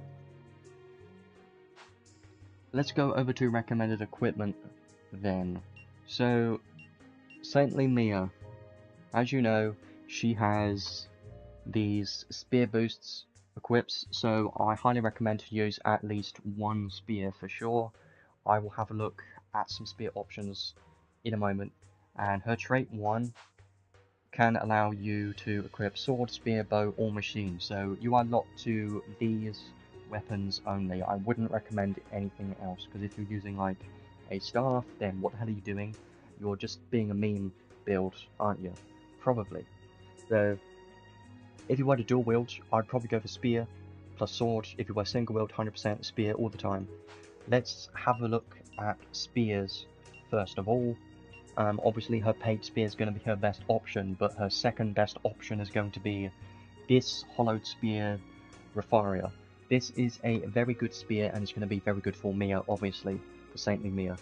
It gives you 25% earth attack damage. That's going to be all of her earth damage, going to get 25% more damage.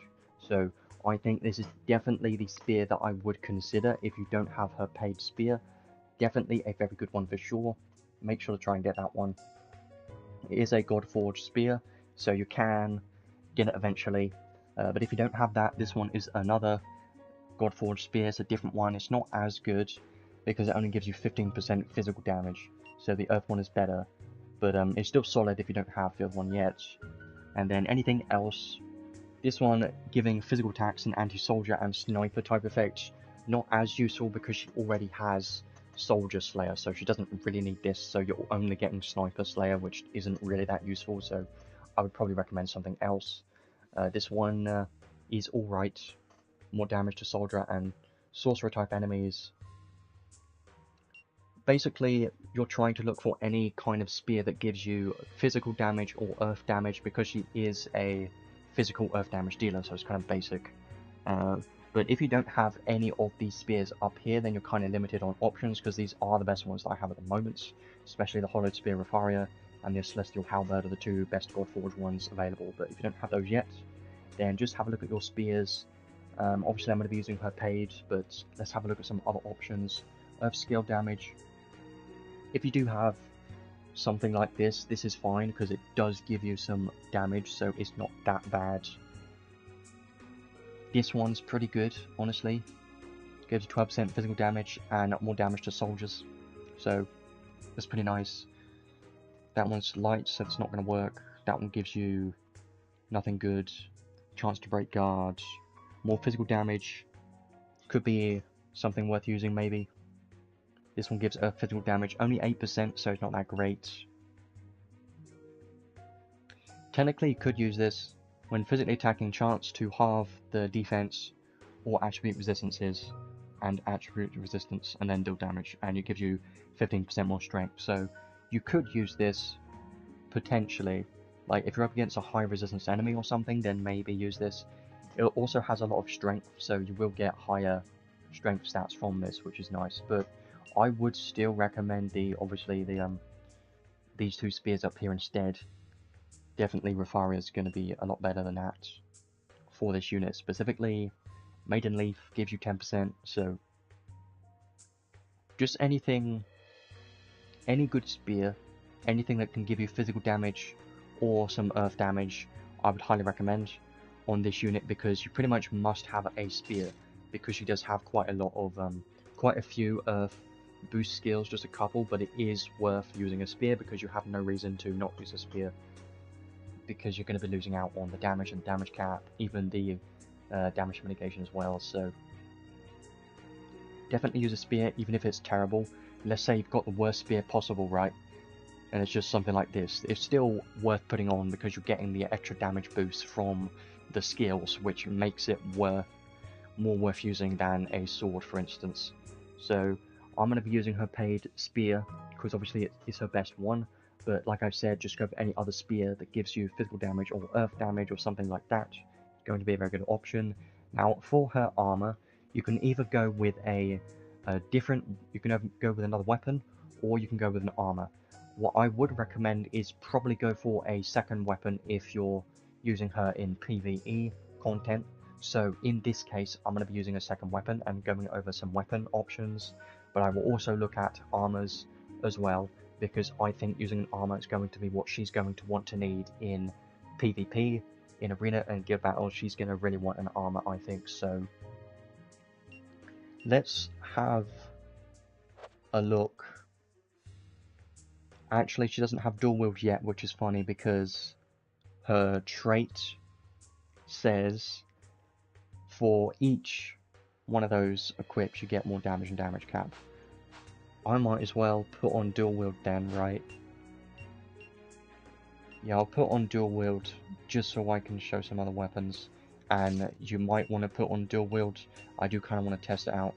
But let's have a look. Sword, machine, spear. Have a look at some good options. Obviously, any of the other spears that I've already mentioned could be used here, so you could use 2 spears if you want. But I think what's going to be a hell of a lot easier for most players is using a sword. So you can use something like Sword of Lost Souls, which is from like story stages and stuff, or just anything that gives physical damage like Muramasa is going to be very nice. But if you do want to benefit from from the Goddess Kiss skill for restoring MP, then you're going to want to try to have an earth weapon. That's something to keep in mind if you want to do something like that. That gives earth damage, but it's only 10%, not that great. Slightly boost physical damage based on intelligence. I don't think she really needs that. Anti-machine type effect. Not really.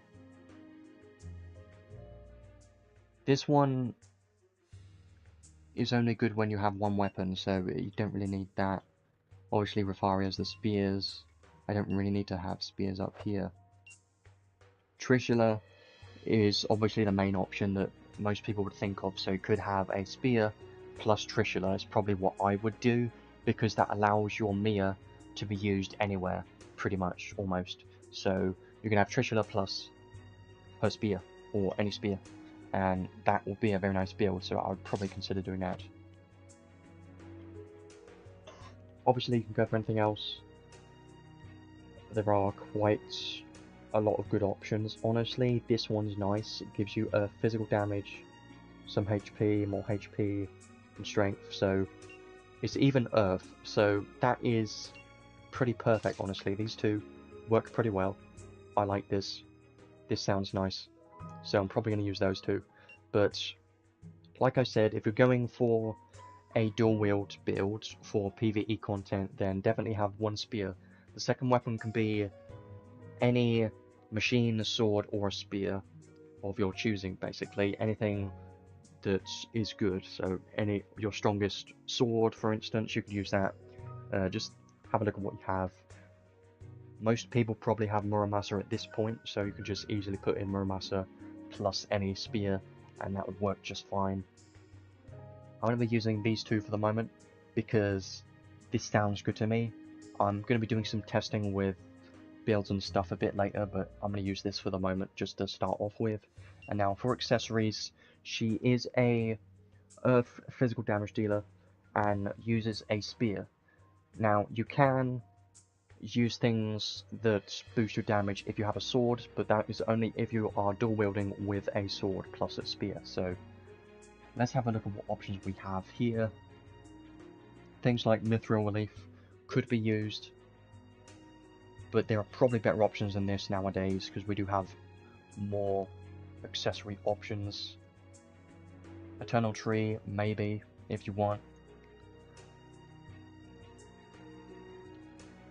This one's good, gives you earth damage, also gives you, some very good ailment resistances. That's why I like this accessory, because it gives you curse, stun, and illness resistance. So this is great. She already has nil to curse and stun, but you can't go wrong with more than nil, because nil plus 1 is sometimes necessary in PvP, so for that reason, this can be a good accessory to use on her, for sure, kind of considering that.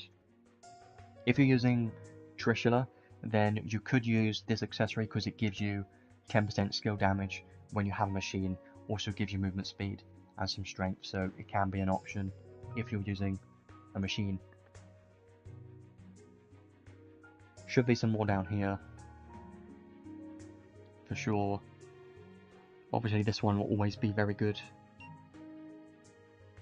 If you want more damage caps, you can put on an accessory for damage cap if you really want to.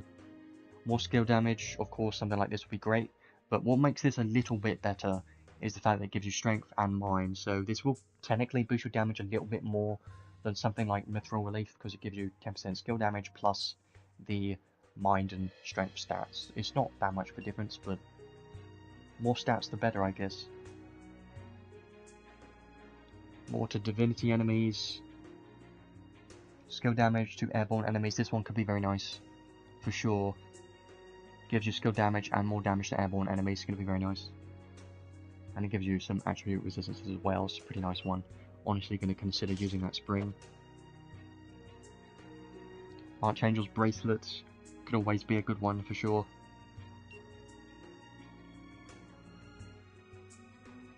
Here we go. This one, we have gotten this recently from Shaltir's banner, and that arc, I think. This one gives you defense, and when you have a spear equipped, which she does have a spear, then you get 15% more physical damage and special damage, so this one's pretty great. Honestly, considering using this on Saint Lumia, actually pretty nice. So, this one's a very good option. And this one's pretty good too, because it gives you damage cap, but it also gives you 7% attribute damage if you have an axe or a spear. So obviously she's going to have a spear, so it will give you the extra 7% damage. This is more for PvE if you want that extra damage cap, but it also gives you a little bit of damage too. So I would honestly consider that for PvE content, and obviously Fabled City Bracelet's always going to be a good option. So you do have quite a good amount of options for this unit because she's more flexible with how you build her. And for my build, I'm currently going for dual wields for PvE content. So what I'm going to probably focus on is, if I were to have a full build, fully built, then I would probably go for accessories that give you damage cap, like these two here would be very nice on her. But for the moment, I think I'm going to use the parasol plus something else. Just anything else that can give some damage. You know, probably the ring that I probably went past already, or not. This Desert Rose. Yeah, I'm gonna go with this for the moment just because earth damage, 10%, more physical damage. Seems pretty nice so far. This isn't perfect, but this is just what I'm going to be testing with. So I'm going to use this to begin with, see how it does, might change it around a little bit. But obviously if we're using her in PvP, this is where I would recommend a different type of build. And that type of build would be requiring an armor for sure. So if you were to use her in arena or guild battles, then I would highly recommend to use an armor because it gives her more damage mitigation from her traits. It makes her a bit more tanky to counterattacks and magic attacks. So you definitely want to have some kind of armor in arena and guild battles. That's what I'd recommend because more damage mitigation, just a no-brainer really. So something like this would be great. You don't really want this one because you don't want enemy attention drawn +1. You don't want her to get hit more often. You just want an armor. So something like this would help. For like arena, I would consider it. This one, not bad, can give you fire resistance, so this can help quite a bit. Take less damage from critical attacks, and you get more crit damage and crit damage cap. This one's solid. Valkyrie's Garb is always going to be a very nice one for sure. I do like this one. There aren't many armors available that give you damage, so because of that, just try and look for something that gives you some kind of damage mitigation, because if you're using an armor, you're going to be using her in arena or guild battles, so go for either physical damage mitigation or some form of damage mitigation, or just look for something like that. But yeah, there aren't really that many things that I could recommend for armors, just the best armors that we have, and her paid one, and just anything else that can give some form of damage mitigation will be quite useful. That is only if you want her to be more tanky and if you're using her in arena or guild battles. But if you are not using her in arena or guild battles, then you're probably better off using a second weapon instead. So I would use her armor, but for the moment I'm going to be going with this build and we're going to see how this does. So let's now try this out, have a look. So her stats could be better, but let's awaken first.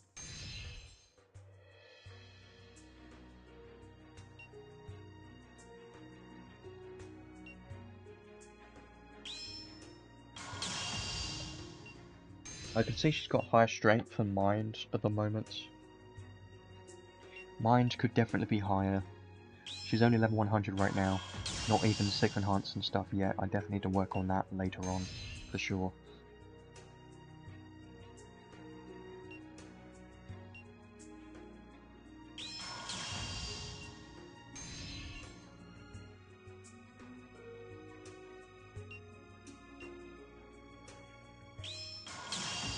Should be able to do one more. Yep. And then we can start testing this unit, which I think will be interesting. And then I do also want to talk about Saint XTheria's insight a little bit later on as well, because that'll be fun. So let's try her out. This will be nice. I'm hoping she can hit pretty hard.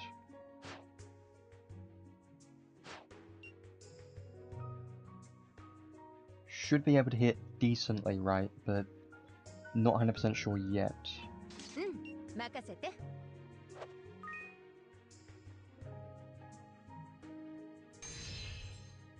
I've been trying to get back into the story because I've kind of been not doing it for a while.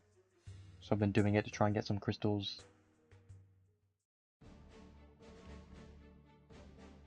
Yeah, there's no 10 times 10 PoG Mia ticket yet in the event. The only 10 PoG Mia ticket that people were talking about was the one in the medal shop. So you get the medals from doing summons. So if you do 100 summons, that's how you get the temple ticket. But here's the thing that I'm thinking of is there is a chance that they're gonna put a temple ticket in the event later on. Currently there isn't one yet, but usually they do give a temple in the event, so I would expect it to be like in a week or so from now, maybe. I'm hoping so, because usually they give a temple ticket. They didn't for Telestio. They were kind of tight with permanent units. Telestio and Cannon didn't give many tickets, but because it's limited, they should give a temple ticket later on. Let's try this out. See how she does in here. I mostly want to see what her damage is looking like in this stage. And I also want to go in the unit test play quest after this too.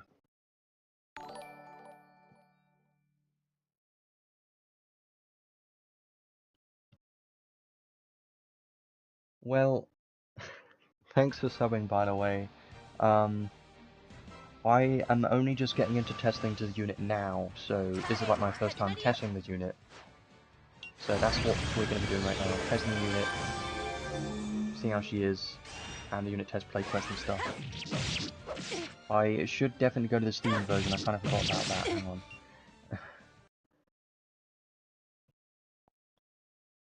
The emulator is very laggy, and the only reason I use it is because it allows me to access my paid crystals. But let's go here.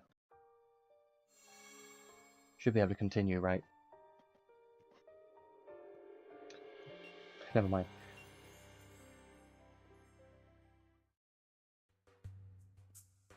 Let's go back to the stage.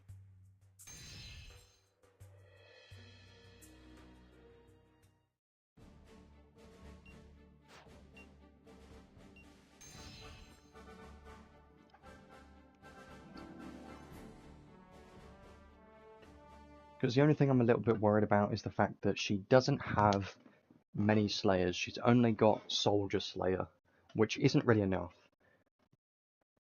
But I'm hoping that her damage is good, even without the Slayers.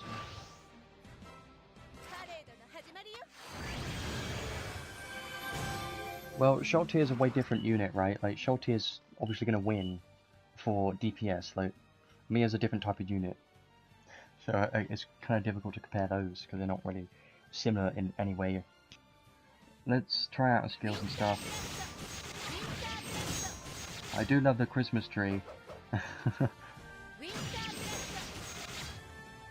That Christmas tree is actually hitting pretty hard. Wait a minute. Wait. That Christmas tree is hitting harder than her skills at the moment. That's a first for Mia, because usually the extra attack in a trait, usually it hits not as hard as their skills. Usually it's like a little bit of a bonus, but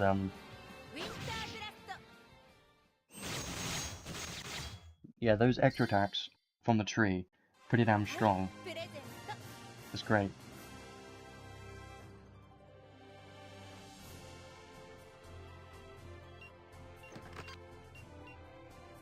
Just do this a couple times.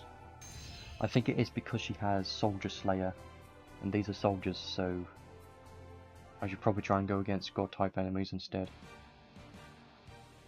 Well, maybe.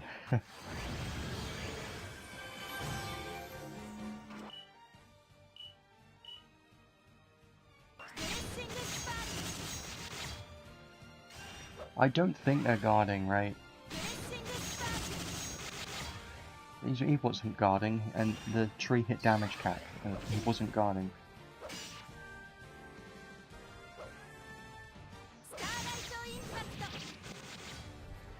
Yeah, they're not guarding. They're dying quite easily because Soldier Slayer. Let me go in a different stage then. Yeah, I'll say my recommendations and stuff later on, but I already have a good idea in my head of what I'm going to be saying. But let's focus on more testing first.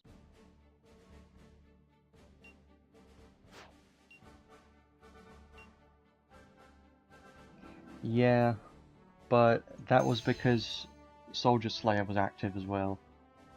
But what makes me interested is the fact that it's doing more damage than her skill hits. Let's try it here, because she's definitely going to be not hitting very hard here. But I just at least want to see.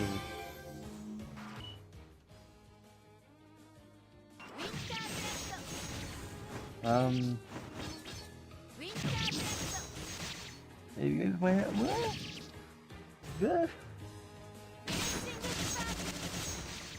Yeah, it's pretty great. The tree is very strong. Yeah, that's the thing.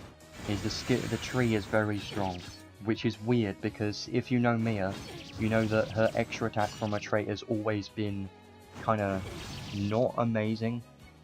Yeah, it's usually been weaker than her actual skills. Don't start talking about killing Gilbert, because it's not even built. Could just be I don't know, because I have her paid spear, maybe. I'm hopeful. Let's try this one more time, and then I'll go in the unit test play quest to try her out there. Actually, there is another stage that I'm thinking of that I kind of want to have a look at. Which one was it though? She's okay. Well, don't judge yet. You're not allowed to. You can't. Isn't even her maximum potential yet. I don't even have her fully built and stuff, you know. There's a stage around it somewhere.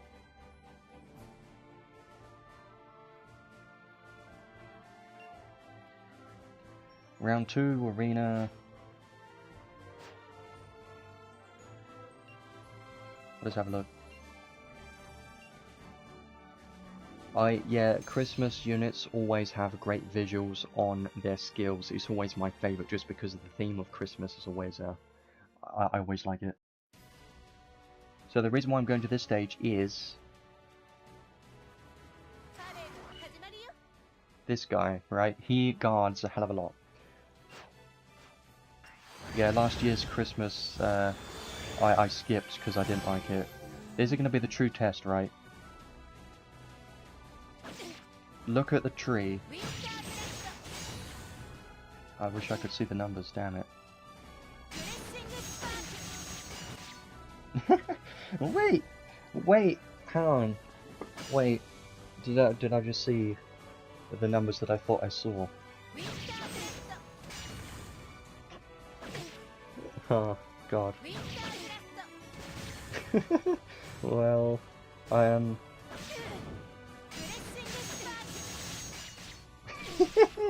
Oh God, the numbers on this. Okay, you can see, yeah. That's without guarding, right?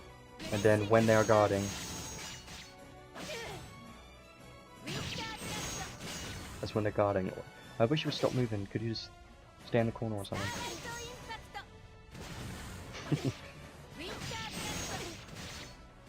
Oh God. Keeps knocking me back. Oh, that's crazy. Yeah, that's what's interesting is the guards, the damage while they're guarding. But even when they're not guarding, the damage of the Christmas tree is more, which is crazy to me. But I'll tell you what I'm going to do in a moment. I'm going to try it single wield.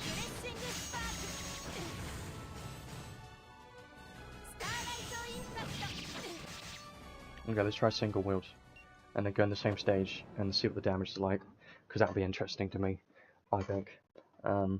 I am not 100% sure how the Christmas tree works. I'm definitely going to need to know that. I don't know if it counts as physical damage, but I don't remember how it works. I definitely know that Earth attack damage is going to boost the damage of it, for sure, but I don't know if Earth drive skills will count. So you could put on Earth attack raise 1 and Earth attack raise 2. I also want to probably have a look at things like Sky High, because I don't know if the Christmas tree is going to launch the enemies in the air. It probably isn't. Let's remove this, put on her paid armor, and then just see what the damage looks like.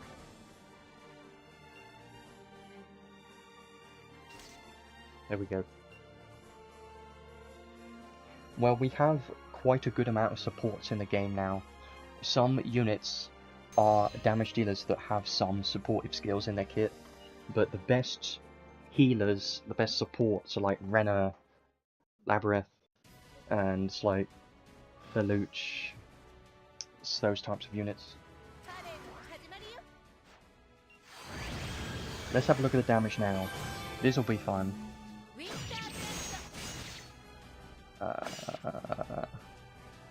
Ooh. I mean, it doesn't seem that much different, honestly. Like, it doesn't really see that much different. It's funny. Yeah, 41,000.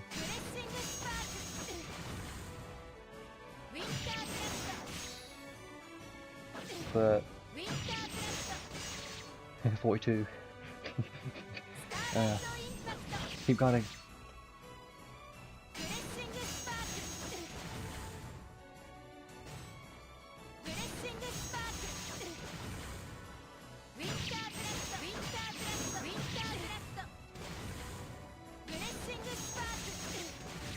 Yeah. I wish I saw that number. Her skill 3 is pretty good at launching them in the air, honestly.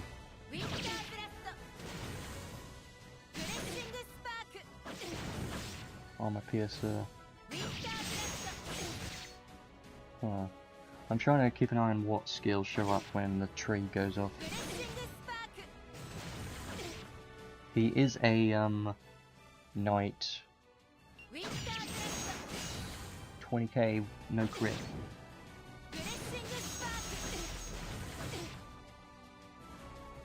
Yeah, but I don't remember. Has that been a thing before?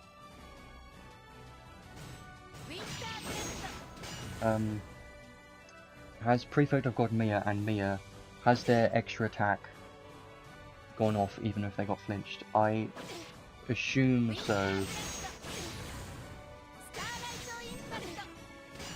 It's funny. I just get poked. Okay, I think I've done enough testing here to kind of see.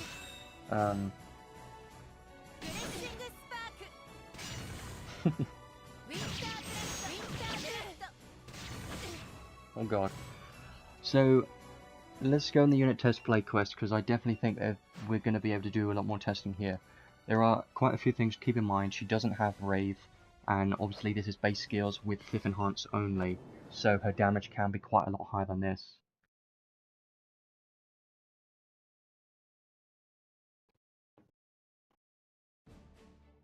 I think the Christmas tree is only 3 hits. That's what it looks like to me so far. But single wield versus dual wield so far, definitely in PvE, dual wield was looking a hell of a lot stronger for sure.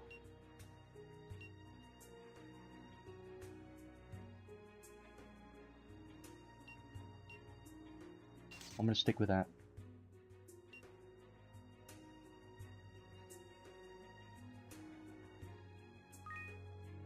Now let's go to the unit test play quest and have a look here. I haven't tried it here yet. Obviously this is what they got. Desert Rose, more damage cap. Earth physical damage cap.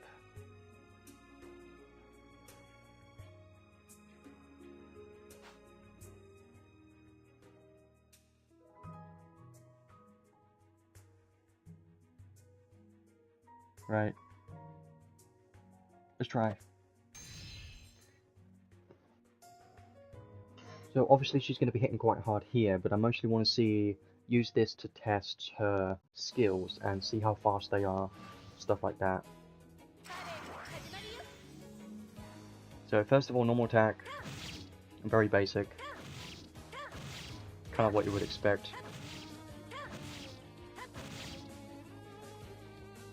Then you get on to the skill 1. See, look, the skill 1, the tree is still hitting harder than her skill itself, and I think that's just ridiculous. Like, look, it's hitting on more.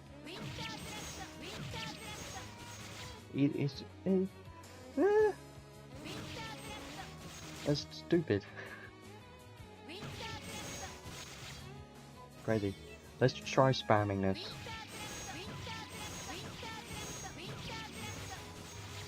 It's pretty good.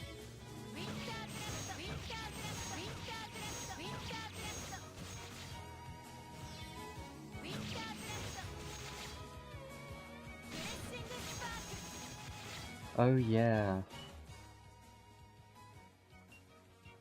She's got... Hang on. I'm just thinking about this. So I believe that all of the Earth physical damage caps are applying to her tree, which implies that the tree is counts as an Earth physical attack. Also, her Christmas tree has more damage cap than her normal skills. That's what it's looking like so far.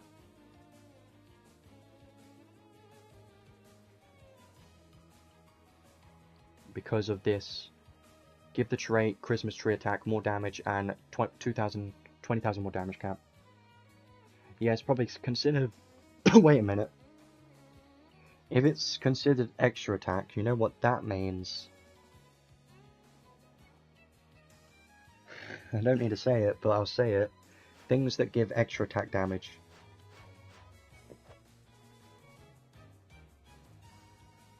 Yeah, that would be cool.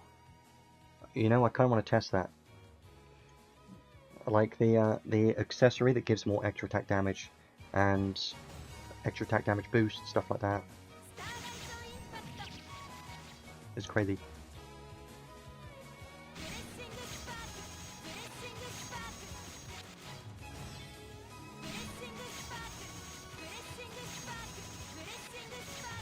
So her skill 2 is not very fast, but her skill 1 is quite spammable. But it's nothing crazy, right? Skill 3, probably not going to be spammable. Well, it's decent.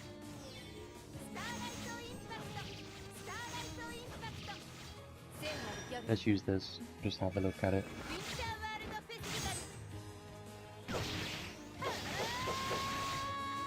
Yeah, it's not very good. But it looks cool. Merry Christmas. Well.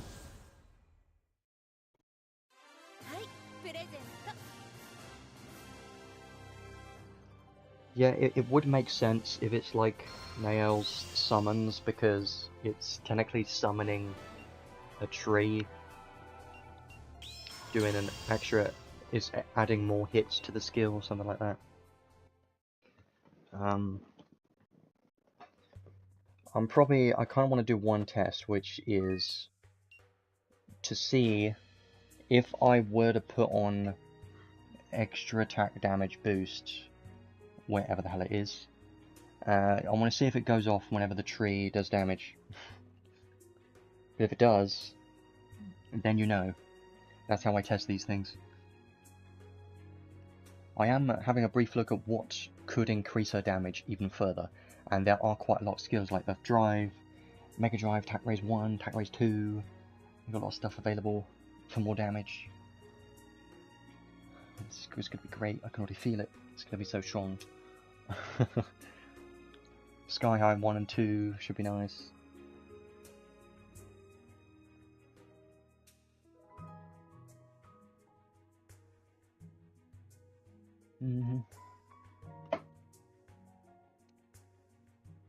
Yeah, extra attack boosts, even though, yeah, it's probably not going to do much. I just want to have a look. But here's what I was thinking: if extra attack damage works, then you can put on this, because if you can benefit from this extra attack damage 20%, then this is going to be a crazy good accessory for her. But that's only an if, and I don't know, so I'm just going to have a look.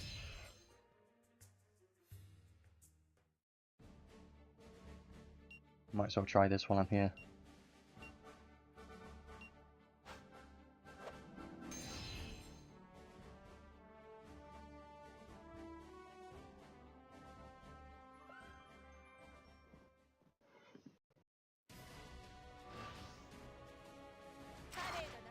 I could try Mia's Christmas cooking. I haven't tried that yet. I do want to try that. So, actually, because I'm dual wield, obviously it's going to show up, so it isn't really the best test, is it?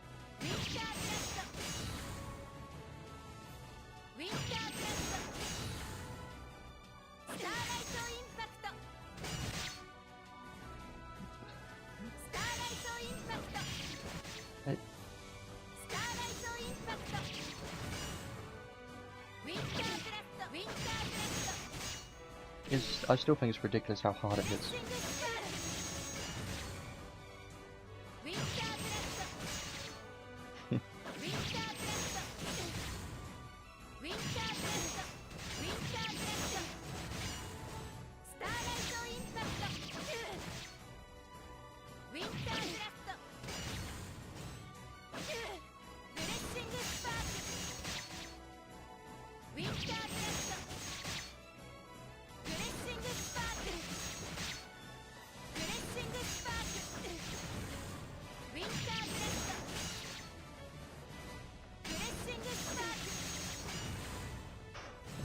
I mean,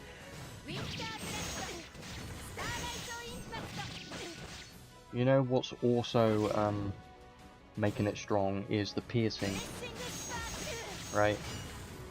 So randomly, you'll probably randomly get piercing by a lot.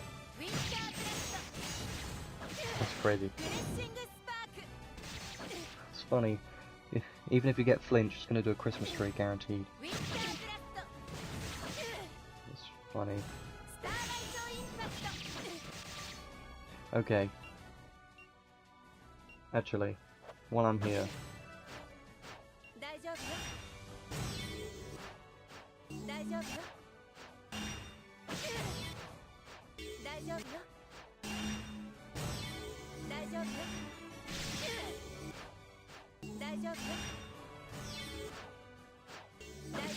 I thought it would give her poison by now, but it's not.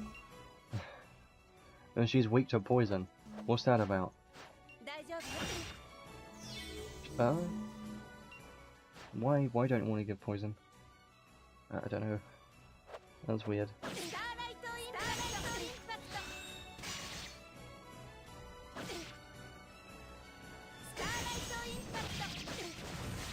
Oh great. Okay.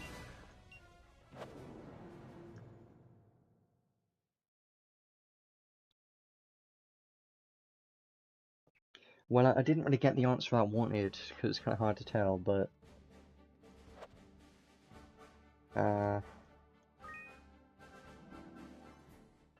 Might do more testing with that later on. Let's go back to the unit test play quest, because I want to try out the Christmas cooking spell here, just to show you exactly how it works and what it's like. You could see that I could spam it.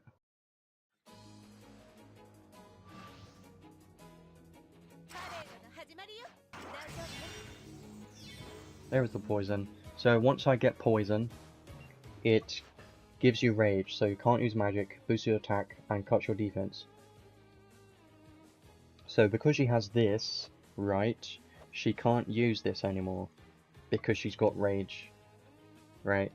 So the next time she uses a skill, so the next skill that I use is going to be this one, going to do more damage, a damage cap.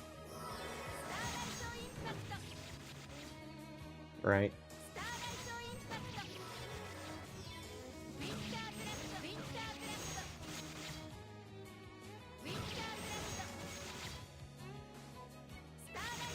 But the problem with this is you can't use it again until this runs out, which it lasts a while. Then you can use it again.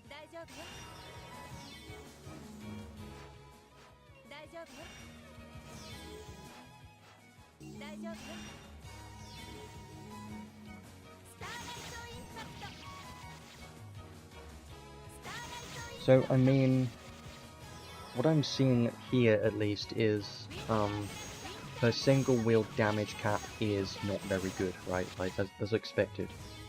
Because she's more of a PvP damage dealer unit. So, I think if you want to use her as a damage dealer in PvE content, if you want her to be a DPS, then you definitely want to have dual wield for sure.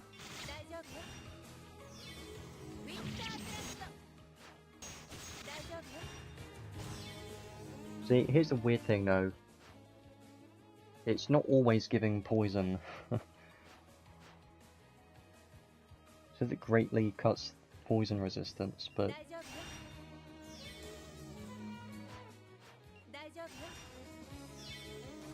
keeps missing continuously.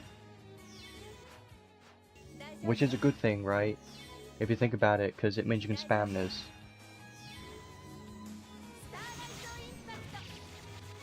Okay.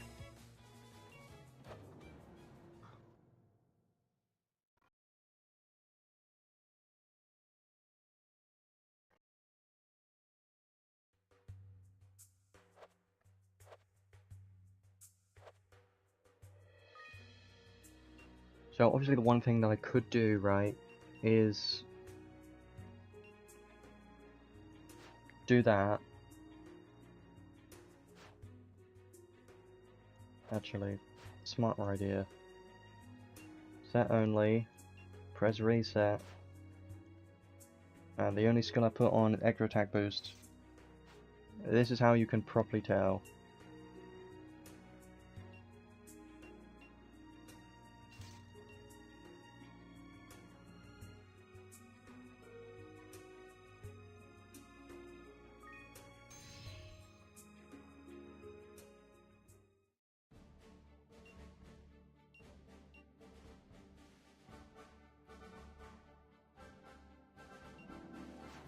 And then I do want to have a look at Saint XTheria in a moment.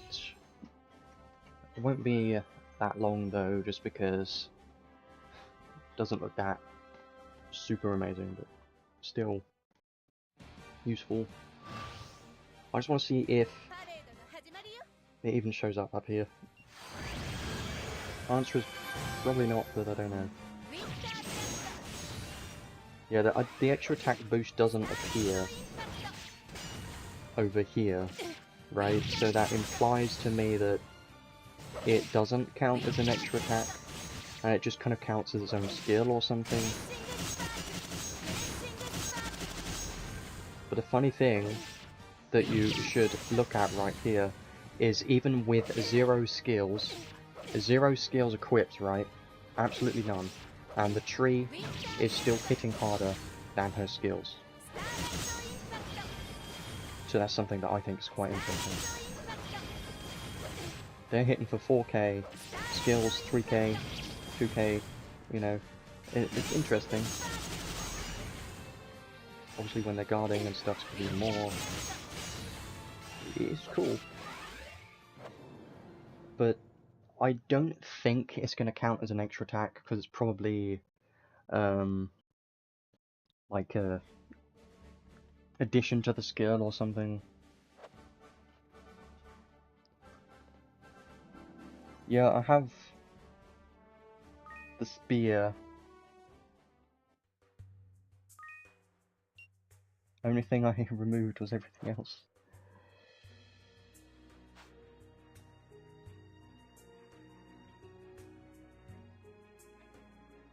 So I don't think it counts as extra attack, because I'm pretty sure this is going to work very similarly to other forms of Mia.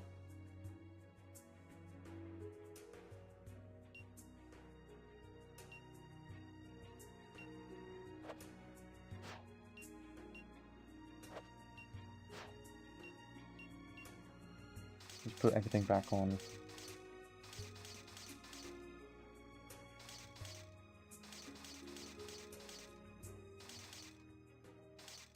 But this is quite interesting, because her damage...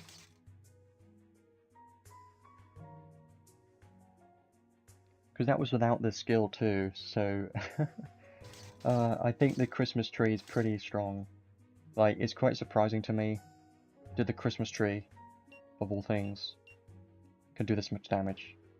Like, it's funny. I'm probably going to put dual wield back on, honestly, because I think dual wield on her is definitely quite good in PvE content, so I'll keep that on. Probably keep that. So since physical damage should apply to her Christmas tree attack, that would mean that you don't really need Desert Rose, and you could put on other things that increase your physical damage more instead. You could put things on like the tree, the spring. The spring's going to be very nice. Probably going to go with this now. I wonder if it counts as a skill. That's now what I'm thinking is, does the tree technically count as a skill? I would assume, maybe, possibly, I don't know. But I think I'll leave that there for the moment. I'm going to talk a bit more about her later on. But so far, she is looking very good. Yes, she is quite strong. I'm going to talk about my conclusion, what I think of everything towards the end, but just kind of briefly, I do think that this banner is going to be a banner worth summoning on, because both the unit and the arc are very strong, but that is only if you care about PvP, because if you don't care about PvP whatsoever, then there's less value in here, just because most of these things are more for giving you damage and, you know, more PvP focused meta things, right? But you can still make them work in PvE, and I think Saintly Mia could still potentially be a good DPS in PvE, but I don't know because I haven't fully built it yet. I might do a bit more testing with her. Actually, I could do one more thing, right? Let's go to a full testing team, right? And then put on Saintly Mia, try to boost her damage as much as possible, with a few supports and everything, and see how much damage she can do with the supports. Just for the sake of it, because why not? So things like Lelouch is going to be good. Even Tails could be great, honestly. I'm on it.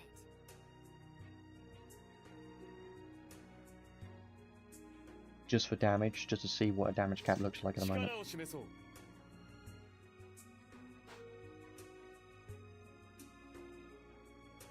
Yep.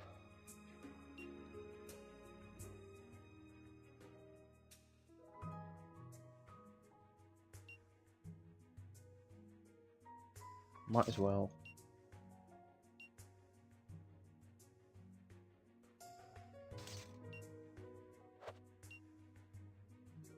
Actually, I do prefer...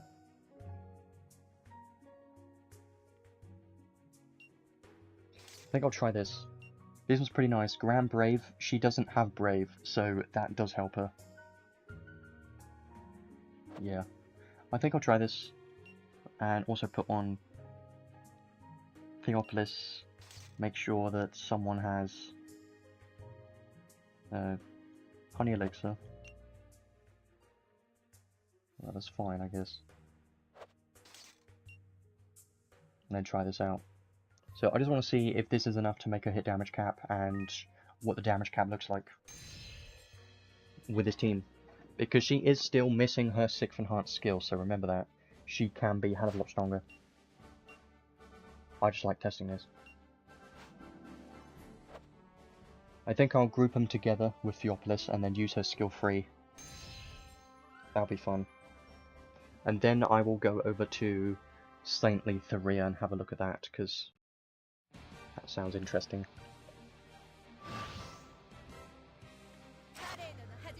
So, honey elixir, all the arc skills.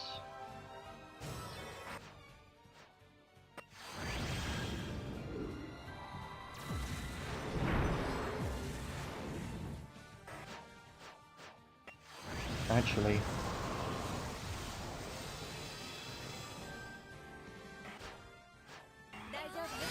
poison, poison, poison. I want poison. I want poison. Give me poison. There's the poison. Right now. Drop this. Skill 3. This should be pretty good, right? But wow. Oh god. Oh wow. That's more than I was expecting, honestly. I didn't expect that.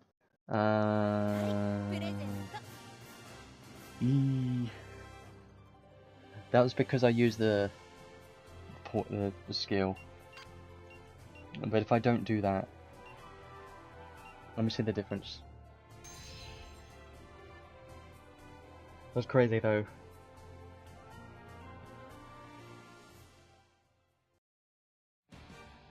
Let's do it without that, just to see more of a baseline for it. 250,000, and this is dual wield. It's crazy.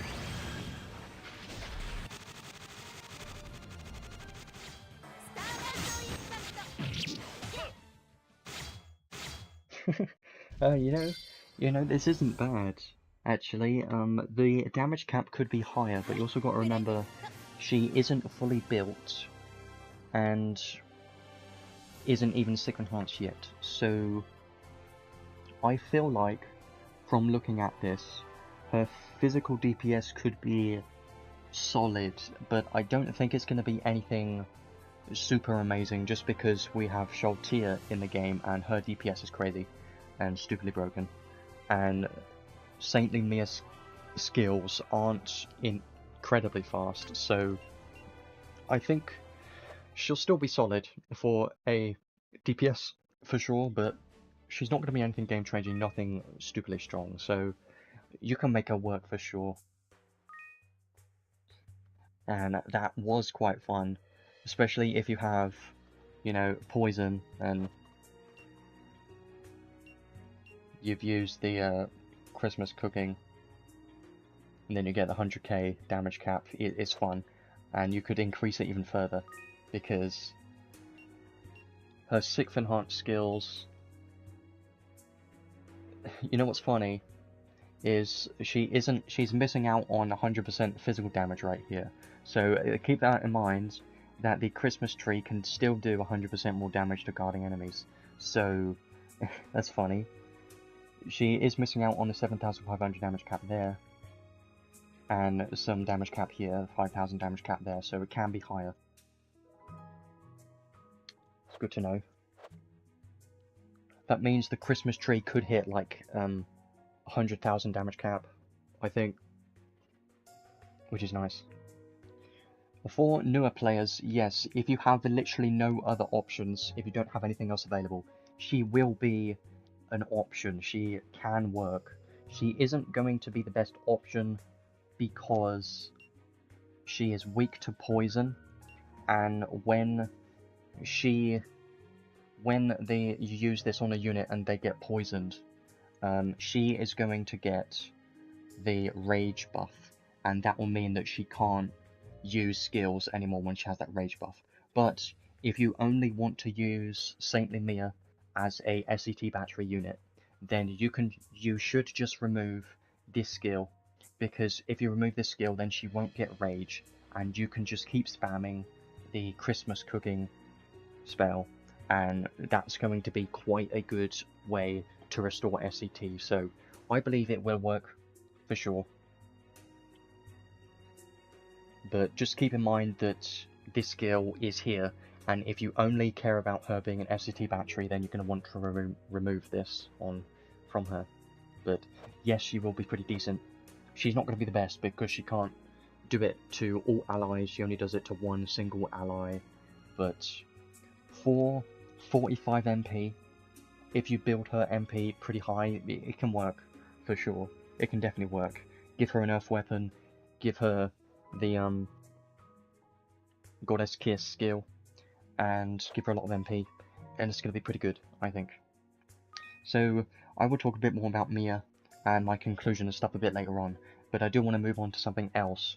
There is a new insight that they've added today, and that is for Saintly XTheria. Now, I've got her maxed out already because I've been using her for a long time, because she's still a very solid and useful unit in the game for PvP. So because of that, I think this insight is going to be an insight worth getting, at least. So let's have a look at the few changes. So as we know, she is a mage, right? So her skills aren't really going to matter at all, but there is one good change, one improvement they made, and that is to her skill 3. If you look here, it now gives a strength plus 40% boost to all allies. This is a new effect, I believe, or it's improved or something in her insight, so that does give her more supportive capabilities. 40% strength boost to all allies, pretty nice. So that's definitely a good one for sure.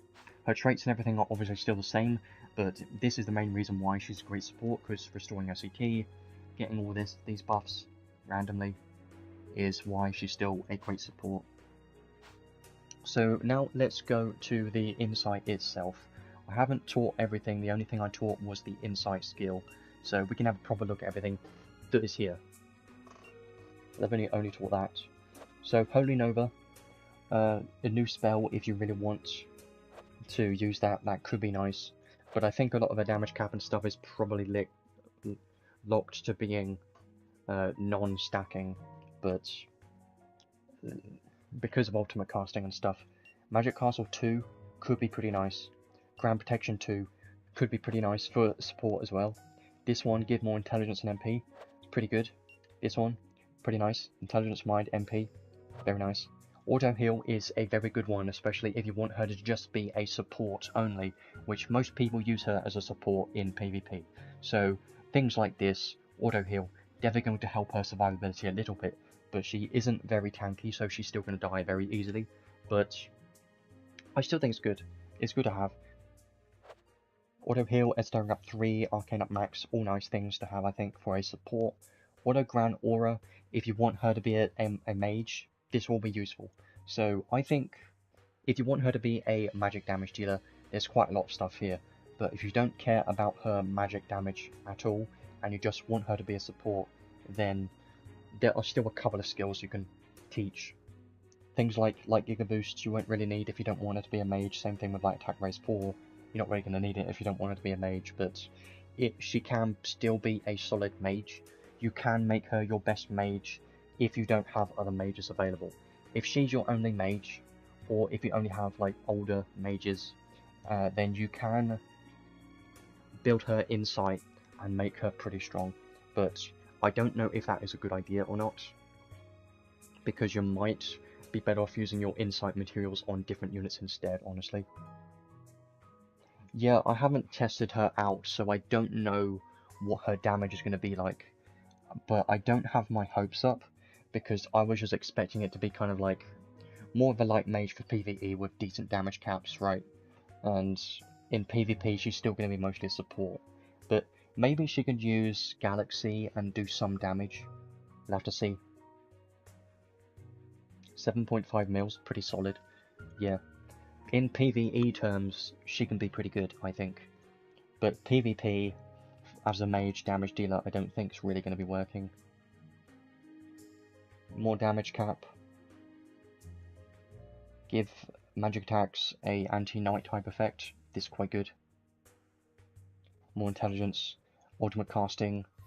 We love this, but we also hate it at the same time, because it makes your casting speed halved and your maximum only 40%, MP cost 150%. So if you wanted to be a full damage dealer, you could try some ultimate casting and stuff. This could be interesting. It sounds interesting, right? But I just don't think it's going to be enough, because we have Lilihart already.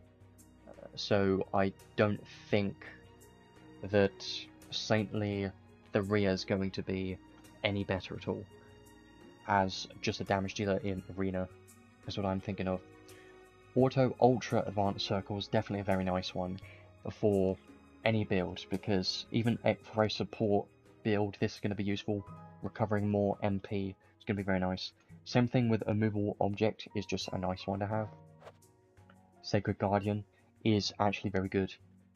More casting speed and more recovery magic power is a nice one to have if you want her to be a healer. And I do use her as a healer sometimes, so I do think that's a nice one. Starlight Heal, I don't care, because Stardust Heal is just better because it's time stop. More light damage cap. More light magic damage cap. More non-stacking magic damage cap. All magic casting speed will apply to every single one of her spells, so this is going to be nice. Take less damage. This might help, hopefully, but is it enough? No, but maybe it can help a little bit. Enemy Drawn, -1. Actually, pretty good. I want to get that. Reason being, you can get it to level 2 and now it's -2. That's pretty great. I like that. That's pretty good. So you do have quite a good amount of options here. First of all, you've got obviously the typical mage damage type of skills, like ultimate casting, damage caps, all that stuff if you care about it. If you want to make her only a mage damage dealer, then you can just unlock those. But what I would recommend the most is just getting the supportive skills. So the only things I care about here are things like this, enemy attention drawn, -2 is going to be great. Take less damage could be great too. Casting speed is going to be quite useful for a support. Same thing with Sacred Guardian, Immovable Object, Auto and Ultra Advanced Circle. I'm definitely going to get all those because I feel like they're going to be useful for her as a support in PvP. That's mostly what I'm thinking about. And also Auto Heal, and these two skills here for more MP. It's going to be useful. So those are probably the ones that I would consider teaching if you want her to be a support. Maybe Magic Castle 2 and Grand Protection 2 if you really want to. Make her like a support that can cast those, maybe. But not as important as these, I think. So I think it's good for sure. You have basically two options. You can either make her a full magic damage mage or make her a support / healer. So really depends on what you want her to be, but I think her as a support is more useful for sure. Her as a magic damage dealer isn't really that useful because guess who we have? Lily White Maiden XTheria. Basically the same thing, almost. So if you have Lily White Maiden XTheria, don't build Saintly XTheria as a light mage, because I just don't think it's really worth your materials at this point, because yes, Saintly XTheria could have more damage cap and could be a bit stronger, but I don't think that's necessary. You're better off just building Saintly XTheria as a support. You can get Saintly XTheria's paid robe, Godforge, which increases her magic damage by like 100% or something, and on top of all those damage boosts, with her insight it could be pretty nice, but I don't think it's going to be anything ridiculous. unless there's something I'm missing. But it's really going to be down to testing. But for the moment, I think she's better off. You're better off building her as a support / healer, because that's where she is used, and when she's used most often is a support. So I think I'll leave that there, but I will showcase her in the stage just to have a look.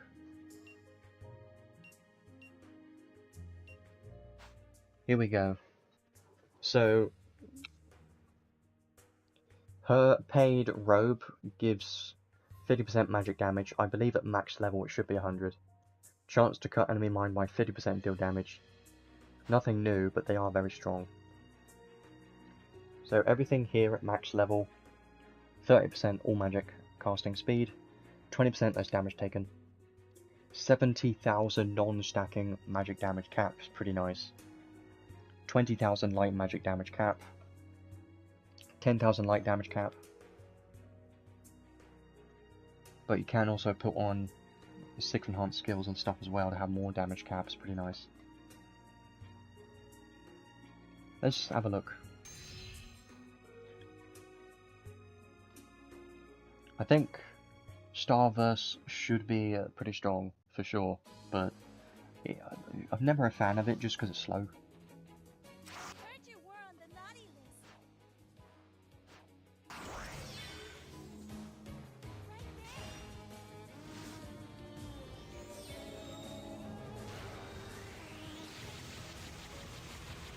Yeah, well, there's good numbers, right? It's good numbers.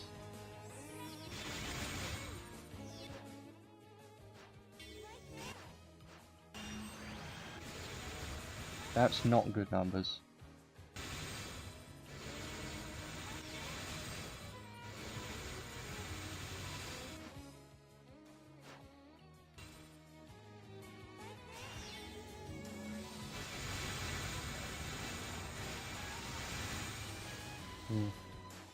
Try Starverse, because this one has a bit more damage cap. Takes a while to cast because of ultimate casting.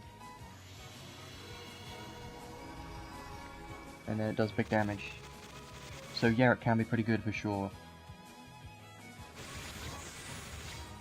That's funny.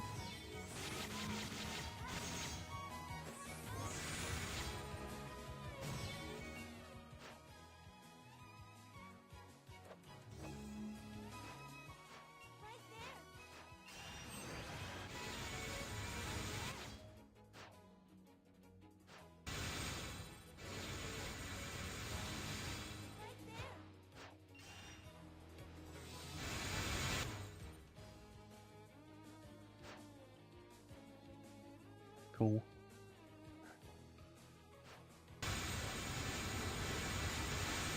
I mean, yeah, it's okay. Like, it's pretty strong. The damage caps on those magic spells are pretty good, but you also got to remember, she is only light, and Lilahar can do like pretty much every single element, so... I mean... Sure. But... let's have a look at her skills again. I just want to have a look at the damage and stuff. Because there is a chance you can maybe make her, like, Holy Nova hit really hard or something. Galaxy or Holy Nova is going to be pretty strong. But obviously, Holy Nova isn't going to benefit from ultimate casting, so that's the main difference. So, you could maybe do some Galaxy spam in, like, Arena or something, maybe, with her, but the main problem is she's got ultimate casting, and Lilahar can just cast very fast, and she'll probably just kill you before XTheria can even cast once, so... yeah. Most of these skills are the damage cap. There isn't an insight that gives you light damage. So that's why I think the damage isn't going to be that crazy. I don't think it's going to be that much. So, yeah, looking at it, she's definitely still more of a support. She can do some magic damage for PvE if you want to. It can work. But I would much rather use it as a support or a healer in arena or guild battles, because that's where I use her the most, and I don't feel like there's a need to really build her as a mage because it requires so many materials just to make her a good light mage, and I don't think it's worth the materials, honestly, because you're just much better off using a different mage, you know. So because of that, I would just recommend to get the supportive skills on her and use her, continue using her as a support. Don't worry about her mage capabilities unless you really want to. It's up to you, but I wouldn't do that. I wouldn't get her magic damage caps and stuff just because I don't think I would even use it, because I just don't think it's necessary. Because there are other mages available that can do the same thing, or a bit different, but more damage, you know. So, interesting. I still think it's a nice insight to have.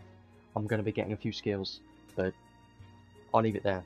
So, I think that's everything I want to cover for today. I'll have a brief look at the event, I guess. So this event, Sun Vessel event, we've seen this a lot.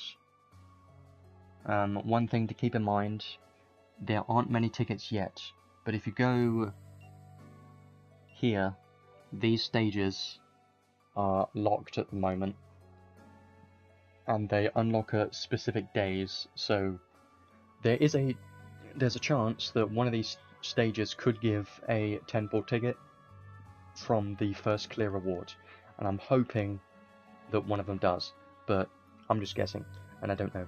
So, I'm hoping the 10-ball ticket is in one of these. Let's hope so. If not, then there should be some kind of tickets in here, maybe. I'm just guessing and hoping, but at least next week there should be more tickets available. There is a miraculous present. I don't exactly know what is in here, because they don't drop from the stages, and if you press the hint button, it only shows the contents of the purple present, red present. It doesn't show you what is inside the rainbow present, so I don't know what's in there. Event notice would make sense. I should check it.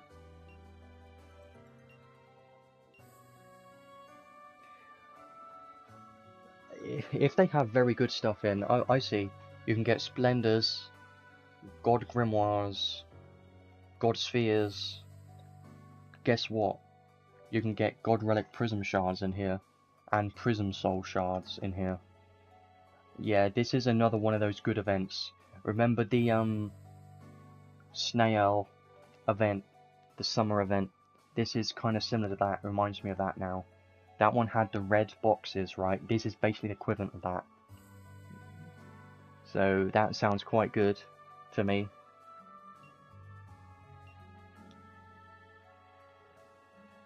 Sounds pretty good.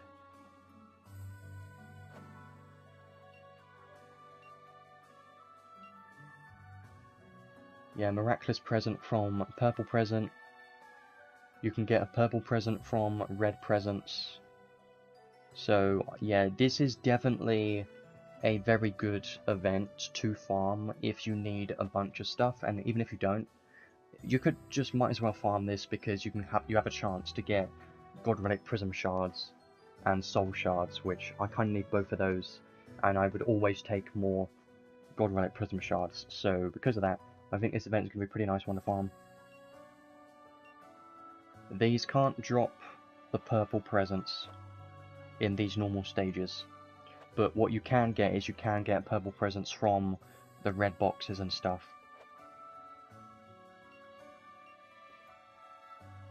Red present can drop them, yellow present can drop purple presents, and blue presents can drop purple presents. Yeah, this is basically the same as the summer event, and I really like that summer event. I farmed that a lot, so I think I'm going to be farming this hell of a lot as well. So yeah, definitely a good event because of the presents. They've got a hell of a lot of stuff in. I like it. Let's just open some. There's a purple present. Purple present. So what you're looking for is the purple presents, and then you go ahead and you open the purple presents, and then you want to try and get a miraculous present, but obviously it's not going to be that common, it's going to be quite rare, but it's pretty nice event, honestly. I think it's great. Yeah, definitely going to be farming this quite a lot, so make sure to do this event. Might as well do this one. Cutting knives, how to open the presents. Make sure to do this daily. You get one miraculous present here, guaranteed stuff in there too, so yeah, very nice event for sure. Trading Space has the cutting knives here with no limit, so you can keep getting these, which is nice. I like that. I'm definitely going to be farming this a bunch. Nice event for sure. Definitely a better event. I prefer these events because there's a map, right? And there are good materials to farm. And it's more interesting. Like, I prefer this type of event. More interesting than the last one. The last couple of events have been kind of boring. Especially the collab event, kind of boring. But these type of events, definitely a lot better. So, make sure to be farming these, because these are going to be pretty great to get materials from. So, I think I'll leave it there for the moment, for today. Almost been here for 3 hours, which is kind of longer than I thought, but whatever. I've got to feed my cat, I think. She's hungry. Anyways, so my conclusion for this update, I think this is a very nice update. They've added some nice quality of life features, like adding presets and stuff like that. Always nice. Available to, you can now skip the XP and AP type stages in the events now when using tickets, so that's very nice. And obviously with this new unit in the Ark, these are both very strong. What I think about this banner, I definitely think is worth pulling on this banner, at least a little bit, because if you get the unit or the Ark or both, they're both very strong, and because of that, you can't complain if you get one thing and you don't get the other thing, because whatever you get, as long as it's one of those two, it's going to be good, and that's pretty much a guarantee if you get one of those. So sometimes, a lot of the time, there has been banners where there's been one good thing and then the other thing hasn't been as good and has been a thing that you don't want. But in this case, both things are very good. So that's why I think the value of this banner goes up quite a bit, because both things are very strong. But as well as that, it is a limited banner, and this banner is only going to come back in pretty much a year from now. Maybe the units and the Ark could come back in different events before then, but there's no guarantee on that. Because of that, I do think it's worth pulling a little bit on this banner to try and get something. But do keep in mind that there's always collabs coming up, so there's probably going to be a collab like in January or something, that's my guess. We don't know what it's going to be, probably a rerun or something, I'm just guessing. But this game has collabs quite often, like every couple of months, and they are never guaranteed to come back. And things like this are going to be back 100% of the time, but it is still a long wait. So, up to you. I do think this banner is more worth putting on than this banner. This banner you can just completely skip, and Descent of Heroes banners are more accessible than this, because this is a limited banner, has a limited arc, limited unit, so they're more limited than Descent of Heroes banners. So because of that, I do think it's going to be a good banner to pull on for sure. So far, with the unit, I've done some testing and she does seem like she's going to be quite strong. I can't say how strong she's going to be in arena or guild battles. It really depends on how she performs when she's fully built. But it does seem like her Christmas tree from her trait is quite strong, and I'm quite impressed with that Christmas tree, because it's hitting pretty damn hard and is even hitting harder than her skills, and that isn't always the case. In the past, with Mia, her light beam attack and her thunderbolt were weaker than her skills, but in Saintly Mia's case, her Christmas tree is stronger than her skills, so I am hopeful that she ends up being quite strong in PvP, and that might be the case, because she has quite a lot of magic damage mitigation and some supportive skills like this trait too is very good. So I do think Saint Mia is going to be quite strong, and even if you don't care about PvP, I think she's still going to be good because you can use her in PvE, you can make her dual wield, you can use Trishula, you have options available, so I do think she's a good unit to have. But just remember that she isn't the best DPS at all, and you're much better off doing dual wield because her single wield damage caps are not that high, at least when I was testing it, but I don't have a Sick Enhance yet, which is there's more damage caps there. But definitely use dual wield with Trishula or other weapons that I talked about earlier. But yeah, she seems like a very useful unit, honestly, and it's going to be very strong because some of these skills are kind of ridiculous if you think about it. 100% more damage to guarding enemies, but also the Christmas tree doing 250% more damage guarding enemies, and you could potentially have this skill active 150% more damage. It's a lot of damage on some of these skills, and you can even equip more skills on top of what she already has, like she's missing quite a few skills, and it's even missing Brave and stuff like that, so I think there's some good potential here with this unit. She's going to be great, for sure.